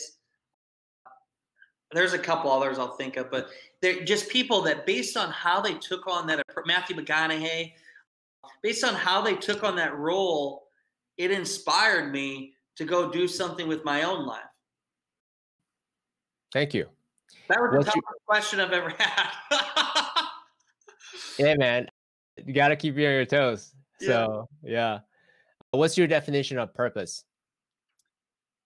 Definition of purpose is doing things that mean the most to me. And I feel like I'm actually making an impact on people's lives while doing it. So doing meaningful things that are actually helping people and advancing our world, advancing our civilization, advancing people's lives. Beautiful. Thank you. What's your definition of fulfillment? it would be doing things that I really love doing, and doing it at the highest level that I believe I can do, and constantly getting better at it. And that's in business, that's in my relationships, that's in anything I take on, trying to become the best I can be, and using that to help other people. That's fulfilling. Beautiful. What's your definition of wealth? It's having the ability to do what you please to do on your own terms. And wealth is beyond the dollar sign. It is very important to have monetary in terms of money, but also your health and your relationships. So the wealth in all areas, not just one area. How are you feeling? How are you performing? How are your relationships? And also, what are your abilities to be able to acquire things that you want? Beautiful. I love that. What do you do to not take yourself too seriously? Do crazy shit. Honestly, like what? just be very random sometimes, and just share the real life of how things are. Try not to act too like serious in terms of like I got this figured out. That's what I do. And I also go home and I have fun. So I'll go shoot guns. I'll go my parents' cabin. I'll go do small town things that makes me see life at the place where it used to be, where I don't have every day anymore. I love that. Thank you. In the last 5 years, what new belief, behavior, or habits have most improved your life?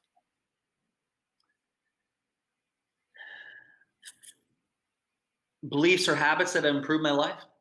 That most improved your life, yeah.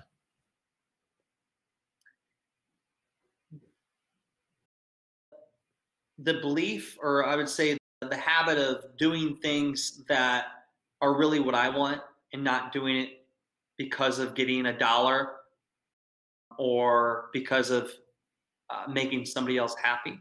So really just doing things that I really just want myself. And that's just living on those terms. And then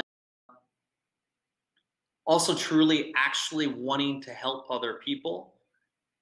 4 years ago, I would say 2016, going in 17, I wanted to help people, but I also had a side of me that's just doing it for the buck. And I was trying to get any deal I can. But now it's more of I really want to help people. And that changed a lot for me in terms of how I look at different things that I take on and how I communicate to the world in terms of who I am. Beautiful. Thank you. Yeah.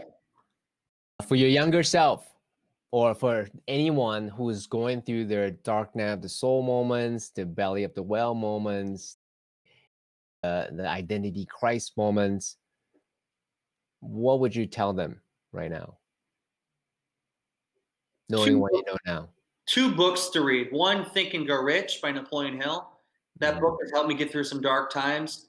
2, the reason why we wrote the book, The Road to Success, is to share with you the moments that we had going on when the world thought that our lives are in a perfect place and we're filming this show and traveling the country. Most people didn't realize that we were close to bankruptcy. My wife was dealing with depression. We had all these obstacles going on in our life. This book helps you understand that we're all going through these obstacles. It makes us feel not so alone. Also shows you the true, like, what it takes to achieve a monumental achievement in life, whatever that may be for you. So I'd say go read those 2 books. And also just know if it doesn't kill you, it will make you, like, it's fine. Like your decisions, people think the world's going to end if I don't get this deal, or the world's going to end if I don't get this my way. No, it's not. The world's going to end if you get shot in the fucking head. Like if it doesn't kill you, it's not that big a deal. And for me, one quick story, I think I'm glad this perked my memory on this. When in 2013, I was working for a company called Arctic Glacier Ice, and I was working in the family business, Adams Ice. I was selling real estate. I was working 100-hour weeks, and I was managing about 50 people for the one company. And I had no life. I was working. And what happened is one day I hit a brick wall. I was driving down the road and I was starting to become feeling really weird and fuzzy, and my eyesight was like bad. I pulled over, and then my body took over, and it like basically shut down. The ambulance came, and I was in the ambulance, and it was because of exhaustion, stress, not sleeping much. And like that night, I looked at my life and I thought, dude, what am I doing? Like, I'm working nonstop, and what's life about? It doesn't matter how much money I have in my account. And then 2 months later, what happened is I had a friend that died in a car accident, and I remember seeing him in the casket. And I'm just thinking to myself, like, that kid's 21, like his life's over. And so that changed how I looked at life. It made me realize that a business deal going wrong, even if you do go bankrupt, or you have some very low moment in your life, if it doesn't kill you, then who fucking cares at the end of the day? Because that experience made you stronger. And because of that, I don't take things too seriously, and I don't stress anymore. I don't. I love that. Thank you. So knowing what you know now, what's the definition? What does it mean to live a good life? Meaning to live a good life is, again, doing what you love, challenging yourself, being around people that you enjoy being around. And if you don't enjoy being around somebody, then get them out of your life. You don't need to cater to them. And in doing something purposeful, doing something of purpose and then liking it. And we need to advance. If we're not getting better, we're dying. If we're not actually improving ourselves, our mental skills, and our achieving bigger goals, then we're living a mediocre life that's boring, and we're not actually fulfilled. And to go into like what success means to me or anybody else, the first question is, ask yourself what success means to you. And by the way, it's changing as we go through different phases of our life. Yeah. For me right now, success means to me is helping as many people as possible through inspiration, motivation, education, through my TV show, through podcasting, through speaking, through coaching, through my events, through our books. That is my success, and always becoming the best version of myself, mentally, physically, and in my work life, and also with the people I love, and spend time with the people I love. That is success to me. And that's what now 5 years from now, you can ask me. It's going to be very similar, but there may be other things I want to focus on. Maybe I want to go do something else. But right now, that's what success means to me. And that's what it means to be happy. I love that. On that note, Brandon, I want to thank you so much for being here. We went through quite a journey on our 2-hour conversation.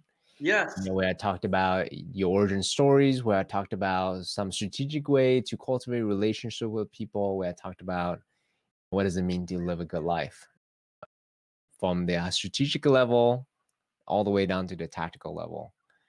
I really appreciate you dancing this conversation with me. Really just show who you are as a human being, not just the Emmy winning, producer, but actually a real person behind everything. So thank you so much for just sharing so generously with me and my audience here. Thank you for having me. It's been a fun journey, and I got to say, it's the first show that I've done over 2 hours. I've done over 200 shows, and I enjoyed it.